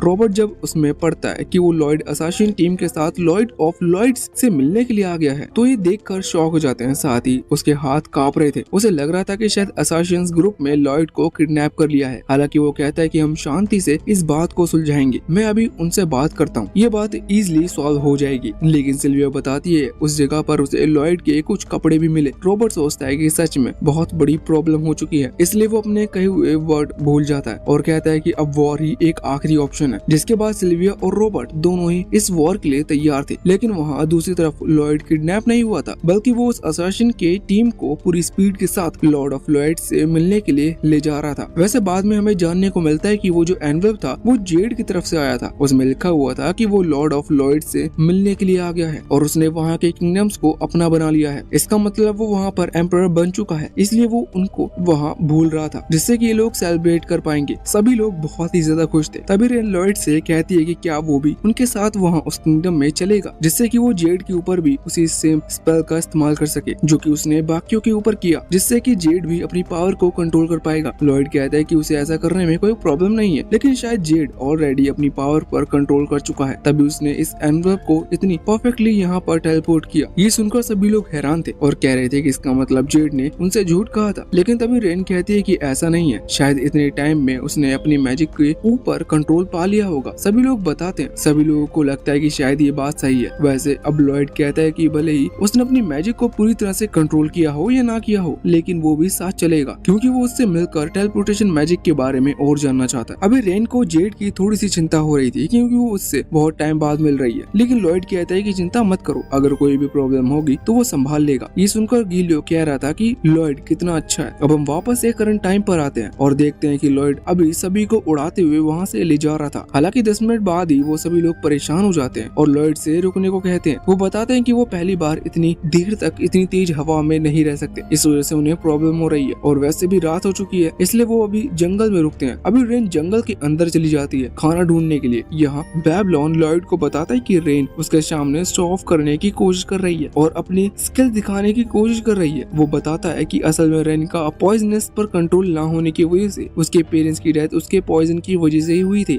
जिसके बाद उसने अपना बचपन इस जंगल में ही बिताया था। वो जंगल में थोड़ी सी बड़ी हुई, लेकिन बाद में जेड ने उसे ढूंढ लिया और अपने साथ वहाँ असासिन टीम के पास ले आया। जेड ने अभी रेन को कुछ बैंडेजेस में बांध रखा था, जिससे उसकी बॉडी का पॉइजन जेड को नुकसान ना पहुंचाए। यहाँ पर बाकी सभी लोग अभी चिंता कर रहे थे और कह रहे थे कि ये बहुत खतरनाक है, और वैसे भी रेन अभी बहुत छोटी थी और जंगल में रहने की वजह से वो इनकी तरफ घूर रही थी और भौंक रही थी, जिसकी वजह से वो थोड़े से घबरा जाते हैं। जेड कहता है कि उन्हें चिंता करने की जरूरत नहीं, क्योंकि रेन अभी बहुत छोटी है, अगर वो उसे सिखाएंगे तो वो धीरे धीरे इंसानों वाली सारी चीजें सीख जाएगी। जेड कह रहा था कि रेन बहुत क्यूट है, लेकिन तभी उसकी बॉडी पर वो पॉइजन लगने लग जाता है। हालांकि बाद में वो उसे हटाते हुए कहता है कि मुझे तुम सबकी मदद करनी चाहिए इसे चीजें सिखाने में, जिस पर सभी लोग एग्री करते हैं। तालिया कहती है कि वो रेन के लिए कुछ कपड़े बनाएगी। वहाँ गिलियो कहता है कि वो उसे तौर तरीके सिखाएगा और बेबलॉन कहता है कि वो ऐसा तरीका खाना बनाएगा जो कि पॉइजन को बॉडी में थोड़ा कम करता हो। अब भले ही रेन उनकी बात को नहीं समझ पा रही हो, लेकिन वो इतना जरूर समझ गई थी कि ये लोग बहुत अच्छे हैं। वैसे जेड ने एक खास तरीके के स्पेल का पता लगाया जो कि इस टाइप के पोजीशन को सरप्रेस करता है और रोकता है। उस स्पेल की मदद से वो रेन के लिए कपड़े डिजाइन करवाता है जो कि पॉइजन की वजह से जल नहीं रहे थे। इस पर रेन बहुत ही ज्यादा खुश थी और उसके बाद से जेड उसके बड़े भाई की तरह हो गया था। लॉयड अभी ये देखकर इम्प्रेस था कि जेड ने ज्यादा रिसोर्स ना होने के बाद भी इस तरह के स्पेल का पता लगा लिया। वो जेड से मिलने के लिए एक्साइटेड था। ये देखकर डीमन मन में कहता है कि जेड बहुत ही स्ट्रॉन्ग होगा, तभी लॉयड उससे मिलने के लिए एक्साइटेड हो रहा है। वैसे अब रेन ने उसके लिए खाना बना लिया था, जो कि वैसे भी बहुत ही ज्यादा खुश थी क्योंकि उसने पहली बार खाना बनाया है। क्योंकि अभी तक वो जब खाना बनाती थी तो उसमें पॉइजन गिर जाता था, जिस वजह से वो खाना खाने के काम का नहीं रहता था। वैसे ये खाना अभी भी खाने के काम का नहीं लग रहा था। वो सभी कह रहे थे कि लॉयड इसे बिल्कुल पसंद नहीं करेगा क्योंकि वो एक प्रिंस है, लेकिन वहाँ लॉयड अपनी उंगलियां चाटते हुए उस खाने को खा रहा था। वो याद करता है कि उसकी पिछली लाइफ में उसे इस तरह का खाना बहुत ही मुश्किल से नसीब हुआ था। था, इसलिए वो कभी भी खाने का अपमान नहीं करता और भले ही खाना कैसा भी हो वो उसे हमेशा खत्म करता है। वैसे इसके बाद हमें फिर से एक पास्ट का सीन दिखाया जाता है जहाँ पर हम देखते हैं कि अभी जेड सभी को सच बताता है। वो कहता है कि वो लॉर्ड ऑफ लॉर्ड्स का थर्ड सन है, यानी कि वो उस किंगडम का प्रिंस है, लेकिन वो ये भी कहता है कि उसका जो फादर वो बहुत ही बुरा है, वो हमेशा वॉर की प्लानिंग करता है, जो चीज जेड को बिल्कुल भी पसंद नहीं। इसी वजह से उसने अपने किंगडम को छोड़ दिया। वो चाहता है कि एक दिन वो उसके फादर को हराए जिससे कि वो अपने किंगडम में पीस ला सके, और इसलिए उसने असासिन के ग्रुप को क्रिएट किया। पहले वो खुश थे क्योंकि अब उनके सर पर वो बाउंटी कम हो रही है, क्योंकि पहले उन्हें जो बुरे काम किए वो गिल्ड ज्वाइन कर अच्छे काम करने की वजह से लोग भूल जा रहे हैं। लेकिन जब जेड ये बता रहा था तो जेड को लगा कि शायद वो लोग उससे नाराज हो जाएंगे, लेकिन शॉकिंगली वो लोग कहते हैं कि उन्हें ये बात पहले से पता है। लेकिन रेन ये बात सुनकर हैरान थी। अभी बाकी सभी लोग बिल्कुल शांत हैं। वो कह रहे थे कि उनका भी पास्ट कुछ ऐसा ही खतरनाक टाइप का है, इसलिए उन्हें कोई प्रॉब्लम नहीं थी कि जेड ने उनसे ये बात छुपाई। वैसे वो लोग कहते हैं कि वो उसकी मदद करेंगे उसकी ईवल फैमिली को खत्म करने में, लेकिन जेड कहता है कि नहीं, ये काम उसे खुद करना होगा, क्योंकि अगर इस बारे में गिल्ड को पता लगा तो उन सभी की बाउंटी फिर से आसमान छू लेगी, जो कि जेड बिल्कुल भी नहीं चाहता। वो कहता है कि वो अपने किंगडम की तरफ जा रहा है, लेकिन अगर वो कभी ना लौटे तो यह शासन का ग्रुप टूटना नहीं चाहिए, ये हमेशा कंटिन्यू रहना चाहिए। साथ ही वो ये भी कहता है कि अगर वो अपने प्लान में कामयाब हो गया तो फिर वो उस किंगडम का एम्परर बन जाएगा। इसके बाद वो वहाँ पर शांति लाएगा और फिर ये लोग सभी एक साथ रहेंगे। सभी लोग इस पर बहुत खुश थे। इसके बाद हम करंट टाइम में देखते हैं कि खाना खाने के बाद लॉयड सो चुका था और गिलियो उसे अपने कंधे पर बैठा कर ले जा रहा था। वो कह रहा था कि ये कितना क्यूट है और कितना मासूम है, हम असासिन है, लेकिन फिर भी ये इतना शांति से सो रहा है बिना खतरे के बारे में सोचे। डीमन बताता है कि ऐसा कुछ भी नहीं है, लॉयड सोते हुए भी इनविजिबल है और उसके आसपास एक बैरियर बना हुआ है जिसे कोई भी डिस्ट्रॉय नहीं कर सकता। अभी वो लोग उस किंगडम के करीब पहुंच चुके थे, लेकिन वहाँ अंदर एंटर करने से पहले उनके मन में एक डाउट था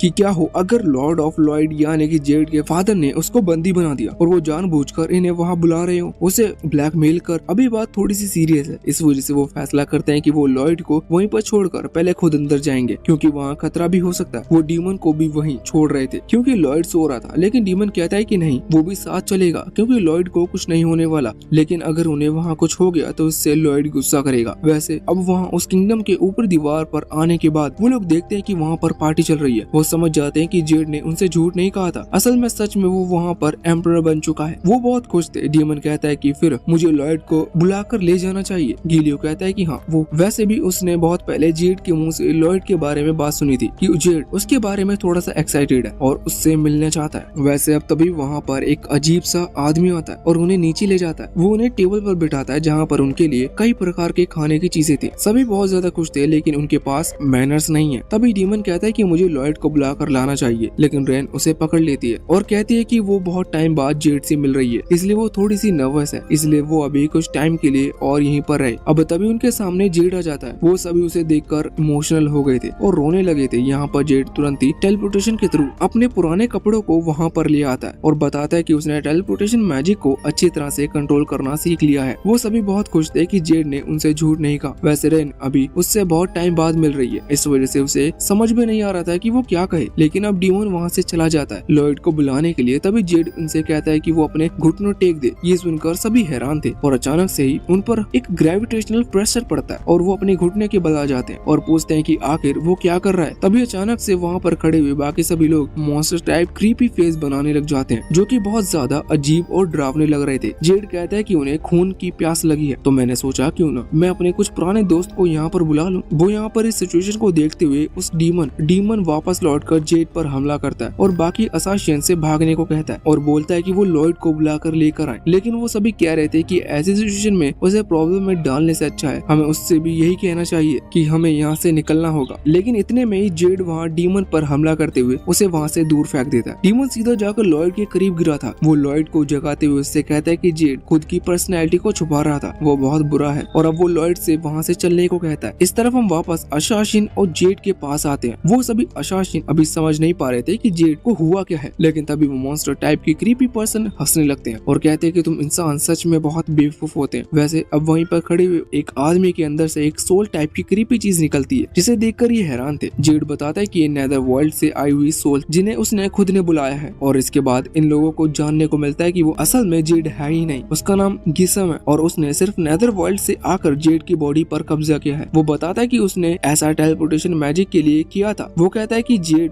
मारा जा चुका है, क्योंकि अब गिब्सन बहुत टाइम से उसकी बॉडी पर कंट्रोल करे हुए है। ये सुनने के बाद सभी लोग बहुत ही ज्यादा हैरान हो चुके थे। वहाँ पर गिब्सन बताता है कि उसे जेड की वो चीख अभी तक याद है। वो कहता है कि जब उसने जेड की दिल में छेद किया था, जिस दौरान वो चीखा था, वो चीज गिब्सन की लाइफ की सबसे बड़ी खुशी थी। वो ये सुनने के बाद अभी उसे चुप होने को कह रही थी, क्योंकि वो ये चीज अब और नहीं सुन सकती, लेकिन गिब्सन उसे लात मारते हुए वहाँ से दूर फेंक देता है और चुप कर देता है। वो कहता है कि जेड ने उससे रिक्वेस्ट की थी कि वो कभी भी उसके दोस्त को चोट ना पहुंचाए, लेकिन गिब्सन कहता है कि उसे इस चीज में कोई फर्क नहीं पड़ता। साथ ही वो बताता है कि उनका दोस्त जेड उनके बारे में बहुत अच्छा सोचता है और वो नहीं चाहता कि गिब्सन को भी उसके दोस्त के बारे में पता चले। लेकिन मैवरिक्स के बारे में जानने के बाद गिब्सन अब जेड की हर एक चीज जानता है और उसे ये भी पता है कि इन सभी असासिन के पास एक स्पेल मैजिक एबिलिटी है जो कि बहुत पावरफुल है। इसलिए उसने इन्हें यहाँ बुलाया, जिससे कि वो अपनी बाकी की स्पिरिट्स को असासिन की बॉडी में भेज सके और बाद में उनके इस मैजिक स्पेल का भी इस्तेमाल कर सके। वैसे वो ये भी कहता है कि जेड सच में बहुत ताकतवर था। उसकी बॉडी पर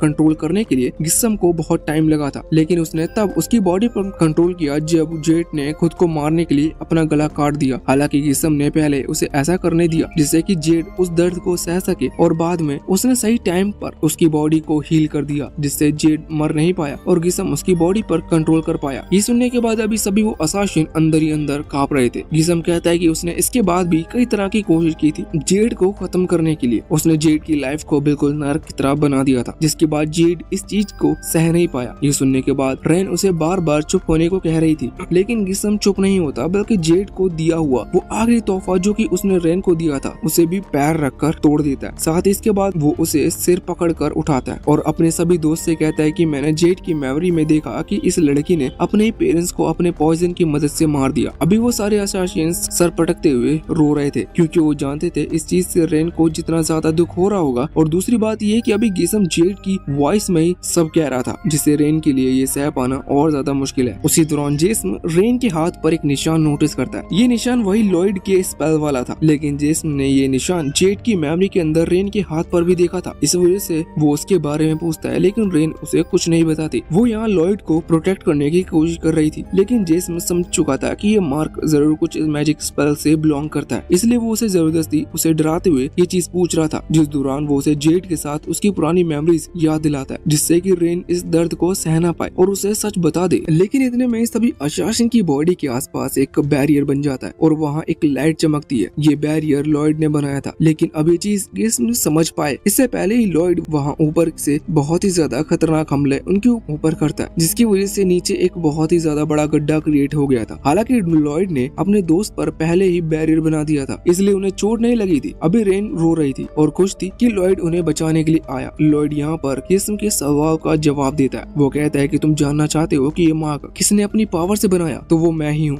वैसे रेन अभी लॉयड को यहाँ पर देखकर बहुत ही ज्यादा खुश थी और उसे थैंक्स कह रही थी उनकी जान बचाने के लिए। लॉयड अब नीचे आता है और रेन के चेहरे पर खून देखता है। वो समझ गया था कि जिसम अब उससे पूछ रहा था कि वो उसके हाथ पर मार्क कहाँ से आया, तो रेन ने अपनी जीभ को बाइट कर लिया था, जिससे कि वो कुछ ना कहे। अब लॉयड तुरंत ही उसे अपनी पावर से हील कर देता है और यहाँ से जाने को कहता है। रेन उसे यहाँ पर छोड़कर जाना नहीं चाहती थी, लेकिन बाकी असासिन उसे जबरदस्ती वहाँ से ले जाने लगते हैं। वो पूछती है कि आखिर वो लॉयड को अकेला छोड़कर क्यों जा रहे हैं, तो इस पर वो असासिन उससे कहते हैं कि यहाँ से निकल जाना ही सही होगा और वैसे भी हम गिब्सन या उन डीमंस का मुकाबला नहीं कर सकते, इसलिए अगर हम यहाँ पर रुके तो सिर्फ हम लॉयड के लिए ही परेशानी क्रिएट करेंगे। वैसे इस तरफ अभी बाकी सारे डीमंस डरे हुए थे, क्योंकि जिसम लॉयड के अटैक के बाद उसे बड़े से हॉल के अंदर गिरा चुका था। अभी उन्हीं डीमन में से एक डीमन कह रहा था कि कहीं जिसम मरा तो नहीं, लेकिन इतने में जिसम उसके पीछे टेलीपोर्ट हो जाता है और उसे उस गड्ढे में लात मार कर गिरा देता है। और वो बाकी उसे भी कहता है कि वो यहाँ पर क्यों खड़े हैं। वो कहता है कि मैंने तुम्हें पहले ही समझाया था कि असासिन मामूली नहीं है, अगर ये यहाँ से भाग गए तो हम इन्हें फिर कभी नहीं पकड़ पाएंगे। अगर तुम लोगों ने इन्हें नहीं पकड़ा तो मैं तुम सभी को मार दूंगा। अब जिसम से डरते हुए वो सभी डीमंस वहाँ उन असासिन के पीछे भागने लगते हैं, लेकिन ये देखते हुए लॉर्ड उन सभी पर हमला करता है। पर ज्यादातर डीमंस ने उनके अटैक को डोज कर लिया था और आगे बढ़ गए थे, मगर उनमें से 2 डीमंस यहाँ लॉयड पर हमला कर रहे थे और वो भी अलग अलग साइड से। लॉयड के आसपास बैरियर बना हुआ था, इसलिए उसे डर नहीं था। पर उसी दौरान वहाँ पर जिसम अपनी कर्स स्पीच की मदद से लॉयड के ऊपर हमला करता है। उसने यहाँ पर डेड वर्ड का इस्तेमाल किया था। उसकी जो एनर्जी थी वो सीधा आकर लॉयड के बैरियर से टकराती है और लॉयड के बैरियर में से एक होल हो जाता है। वो एनर्जी लॉयड को टच होने वाली थी, लेकिन अभी डिसाइड लॉयड को करना था कि उसे ये अटैक अपने ऊपर लेना है या इसे सिर्फ डोज करना है। उसे डिसाइड करने में प्रॉब्लम हो रही थी, लेकिन हमारा वाला डीमन उससे कहता है कि तुम इसे डोज करो, अभी हम फाइट में, अभी यहाँ पर खेलने का समय नहीं है। इसलिए अब लॉयड उस अटैक को डोज कर लेता है, जिस कारण से वो एनर्जी सीधा जाकर उस डीमन को लगती है और वो डीमन वही मारा जाता है। लॉयड अभी उसके अटैक को टच कर नीचे आ गया था, जहाँ पर अभी वो जब उस डीमन की बॉडी को देखते हैं और जब थोड़ा सा इस अटैक को जानने की कोशिश करता है तो उसे पता चलता है कि उस डीमन को एनर्जी टच होते ही उसे हार्ट अटैक आ गया था, इसी वजह से वो मारा गया। लॉयड कह रहा था कि जीसम की यह टेक्निक बिल्कुल क्रॉ की तरह है, क्योंकि उसके पास भी सेम टेक्निक है, बस इसमें अंतर ये है कि जब जीसम किसी भी वर्ड का यूज करता है तो कर्स स्पीच को ऐड करते हुए तो इससे उसके मुंह में से एक एनर्जी निकलती है। और लॉयड अब ये समझ गया था कि उसका जो बैरियर है वो टूटा नहीं है या फिर उसमें होल नहीं हुआ था, बल्कि वो एनर्जी बैरियर के आर पार हो रहा था। लॉयड इसका कारण हमारे वाले डीमन को बताता है कि बैरियर नॉर्मल अटैक्स को रोकने के लिए बनाता है, तो वो अटैक को रोक सकता है क्योंकि वो सॉलिड होते हैं, लेकिन एनर्जी वाटर या गैस फॉर्म में होती है, इसलिए वो बैरियर के छोटे छोटे होल्स हैं उन्हें पार कर सकती है। और इसी तरह से लॉयड के बैरियर में जो छोटे छोटे होल से उन एनर्जी ने उन्हें पार किया था। वैसे वहाँ जीसम अभी अपने साथी डीमन को देख रहा था जो कि उन सभी असासिन के पीछे पड़े हैं, लेकिन वो अभी तक उन्हें पकड़ नहीं पाए थे। इसी वजह से जीसम कह रहा था कि ये किसी काम के नहीं, मुझे इनकी कोई जरूरत नहीं है। यहाँ पर हमारा वाला डीमन लॉयड को बता रहा था कि डीमन को 10 क्लास में बांटा जाता है और वो ये कहता है कि जीसम के जो साथी डीमंस हैं वो 10th क्लास पर हैं, जो कि सबसे कम और छोटी क्लास मानी जाती है। जिस डीमन से कुछ टाइम पहले यानी कि कुछ एपिसोड पहले मिले थे वो 8th क्लास का डीमन था। अब हमारा वाला डीमन खुद ही रैंक भी बताता है, वो कहता है कि वो 3rd क्लास पर आता है। लॉयड ये सुनकर कह रहा था कि इसका मतलब जीसम 1st क्लास पर आता होगा, लेकिन हमारा वाला डीमन कहता है कि नहीं, वो 1st क्लास के भी ऊपर है, वो नेदर वर्ल्ड से बिलोंग करता है और उसकी पावर को देखा जाए तो उसकी पावर किसी डीमन लॉर्ड के बराबर है। और नॉर्मली अगर क्लास के हिसाब से देखा जाए तो वो 100 क्लास के डीमंस की पावर को मिलाया जाए तो वो जीसम के बराबर होगी। हमारा वाला डीमन कह रहा था कि तुमसे भी कोई स्ट्रॉन्ग अपोनेंट मिला है, अब तुम्हें यहाँ से निकल जाना चाहिए क्योंकि यहाँ इससे लड़ने का कोई फायदा नहीं। लेकिन लॉयड उसकी बातों को इग्नोर करता है और वहाँ धीरे धीरे हवा में आगने लगता है। अभी जीसम उससे पूछ रहा था कि आखिर वो है कौन, जिस पर लॉयड कहता है कि वो 7th प्रिंस है।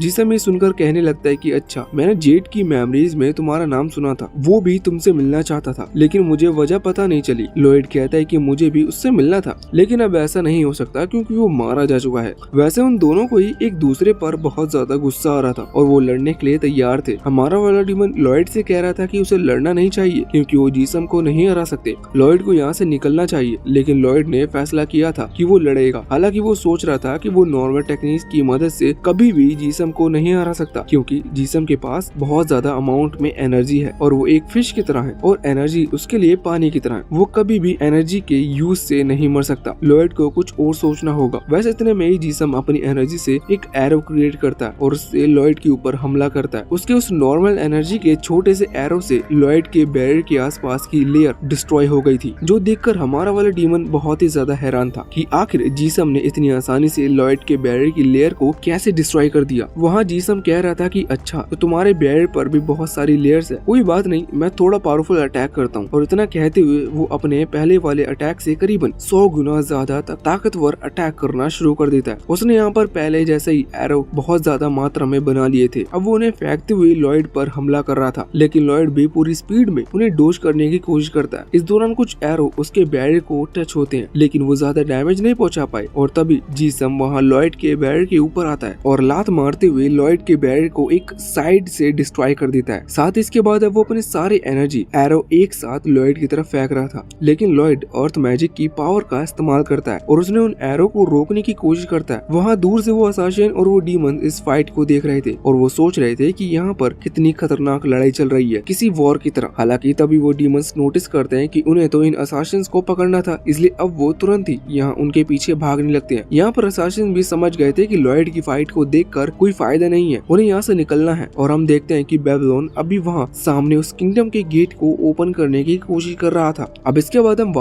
हम यहाँ लॉयड के पास आते हैं, जिसे चोट बिल्कुल भी नहीं आई थी और उसने जीसम के अटैक को भी रोक लिया था। अभी हमारा वाला डीमन बहुत डरा हुआ था, लेकिन वो ये देखकर हैरान था कि लॉयड को बिल्कुल भी चोट नहीं आई। अभी लॉयड अपने अगले अटैक के बारे में सोच रहा था, लेकिन वहाँ पर जीसम उसकी तारीफ कर रहा था और कह रहा था कि मानना पड़ेगा, तुमने मेरे अटैक्स को बहुत ही आसानी से डोज कर लिया। हालांकि वो कहता है कि लगता है अब मुझे टेलीपोर्टेशन मैजिक का इस्तेमाल करना होगा, लेकिन लॉयड इस पर कहता है कि वो तुम्हारा मैजिक नहीं है। पर जीसम कहने कहने लगता है कि वो मेरा ही मैजिक है, क्योंकि जेड अभी भी उसके कंट्रोल में ही है। वो बताता है कि वो स्पेशली इन असासिन्स को टारगेट इसलिए बना रहा है क्योंकि इन्हें ब्लीडर्स कहा जाता है। अब हमें पूरी बात बताई जाती है, जो लोग स्पेशल मैजिक के साथ पैदा होते हैं लेकिन उन्हें वो स्पेशल मैजिक यूज करना नहीं आता, उन्हें ब्लीडर्स कहा जाता है। जेड भी एक ब्लीडर है। उसकी आवाज वहाँ नेदर वर्ल्ड में सुनाई देती थी क्योंकि ब्लीडर्स को उन्हीं की प्रजाति हेट करती है। मतलब नॉर्मल कहे तो जेड या फिर असासिन, उनके पास बहुत अच्छी पावर है लेकिन फिर भी इन्हें इंसानों से हेट मिली है। इसी वजह से भले ही ये सामने से ना दिखाए लेकिन ये अंदर से दुखी हैं। जो आवाज नेदर वर्ल्ड के डीमन सुन सकते हैं, लेकिन जब उन्हें जेड की आवाज सुनाई दी तो जीसम ने फैसला किया कि वो जेड की बॉडी पर कब्जा करेगा क्योंकि जेड के पास बहुत अच्छा टैलेंट था और इसलिए अभी वो बाकी असासिन्स के पास भी आया है जिससे कि वो उनकी बॉडी पर भी कब्जा कर सके। लॉयड ये सुनकर थोड़ा सा हैरान था लेकिन उसके हिसाब से ये सही नहीं है। जीसम कह रहा था कि तुम्हारी एज के हिसाब से मैंने सोचा था कि मुझे देखने के बाद तुम यहाँ से भाग जाओगे, लेकिन मानना पड़ेगा कि तुम बहुत ही ज्यादा बहादुर हो। पर इतने में ही अब जीसम वहाँ अपने एक एनर्जी से बने हुए एरो को टेलीपोर्ट करते हुए लॉयड की बॉडी की आर पार कर देता है और साथ ही इस तरह के वो कई सारे एरो लॉयड की बॉडी की आर पार करता है, जिसके बाद लॉयड वहीं नीचे गिर गया था। अब यहाँ से सीन चेंज होता है। दूसरी तरफ हम वहाँ डीमन और असासिन्स को देखते हैं जहाँ पर उन डीमंस ने इन पर हमला करना शुरू कर दिया था, जिस दौरान गीलियो अपने स्टिकी सब्सटेंस का यूज करते हुए उन डीमंस को रोकता है। हालांकि वो डीमंस बहुत ही जल्दी खुद को आजाद भी कर लेते हैं। अभी इस दौरान तालिया वहाँ पर आगे आती है और अपनी पावर से उन सभी डीमन को कनेक्ट करते हुए अपने पैर के नीचे एक कट लगा लेती है, जिससे वो डीमंस अभी खड़े भी नहीं हो पा रहे थे। हालांकि ये देखकर अभी बाकी सभी हैरान थे और वो उससे पूछ रहे थे कि वो क्या कर रही है, जिस पर तालिया कहती है कि वो इन सभी डीमंस को यहाँ पर रोकेगी, जिस दौरान वो सभी यहाँ से भाग सकते हैं। हालांकि वो सभी ऐसा करना नहीं चाहते थे लेकिन तभी गीलियो जाकर उस गेट को लगा देता है। तालिया उससे पूछती है कि वो यहाँ पर क्यों रुके हैं, वो भी जा सकते हैं। इस दौरान वो डीमन फिर से आजाद हो गए थे और साथ ही उन्होंने अपने पैर को हील कर लिया था, लेकिन तभी तालिया फिर से अपने पैर में तलवार लगा देती है। ये देखकर वो डीमंस हैरान थे कि आखिर वो इतना दर्द सह कैसे सकती है। तालिया कहती है कि वो इन्हें किसी कीमत पर नहीं जाने देगी, इसलिए वो गीलियो से भी यहाँ कह रही थी कि वो भी चला जाए, लेकिन गीलियो कहता है कि नहीं, उसे एक और पर्सन की मदद लेनी चाहिए क्योंकि डीमंस बहुत सारे हैं। वैसे अब इसी दौरान तालिया अपनी गर्दन पर तलवार रख देती है, जो देखकर वो डीमंस डर जाते हैं। कुछ डीमंस अभी तालिया को रोकने के लिए आगे बढ़ रहे थे लेकिन तभी गीलियो उन्हें रोक देता है। वैसे वो डीमंस जानते हैं कि अगर तालिया ने अपनी गर्दन काट ली तो वो डीमंस आपस में हील नहीं हो पाएंगे और वो मारे जाएंगे। इस तरफ रैन गेट की दूसरी तरफ से तालिया को ऐसा करने से मना कर रही थी, लेकिन तालिया कहती है कि अगर इससे उसके दोस्त की जान बचती है तो वो सैक्रिफाइस देने के लिए तैयार है। रैन कहती है कि लेकिन जेड ये चाहता था कि हम अभी आजाद होकर सभी के बीच में रहें और हम उससे बहुत करीब हैं, फिर आखिर तुम ऐसा क्यों कर रही हो। वैसे वहाँ दूसरी तरफ अभी जीसम लॉयड को मरा हुआ देखता है। वो कहता है कि मुझे लगा नहीं था कि तुम इतनी आसानी से हार जाओगे, अभी तो मुझे तुम्हें अपनी पूरी पावर दिखानी थी। लेकिन उसी दौरान लॉयड की वो बॉडी पत्थर भरकर नीचे गिर जाती है। ये देखने के बाद जीसम समझ चुका था कि ये सिर्फ लॉयड का क्लोन था। उसी दौरान लॉयड उस पर हमला कर देता है, जिसे जीसम ने बहुत ही आसानी से डॉज कर लिया था। वो कहता है कि अच्छा तो ये फाइट अभी शुरू हुई है, लेकिन लॉयड कहता है कि रुको, हम यहाँ नहीं लड़ सकते, हमें कहीं और चलना चाहिए। ये चीज जीसम को समझ में नहीं आई थी। कुछ देर बाद हम देखते हैं कि वहाँ रॉबर्ट अभी सिल्विया, डियान और बाकी सभी के साथ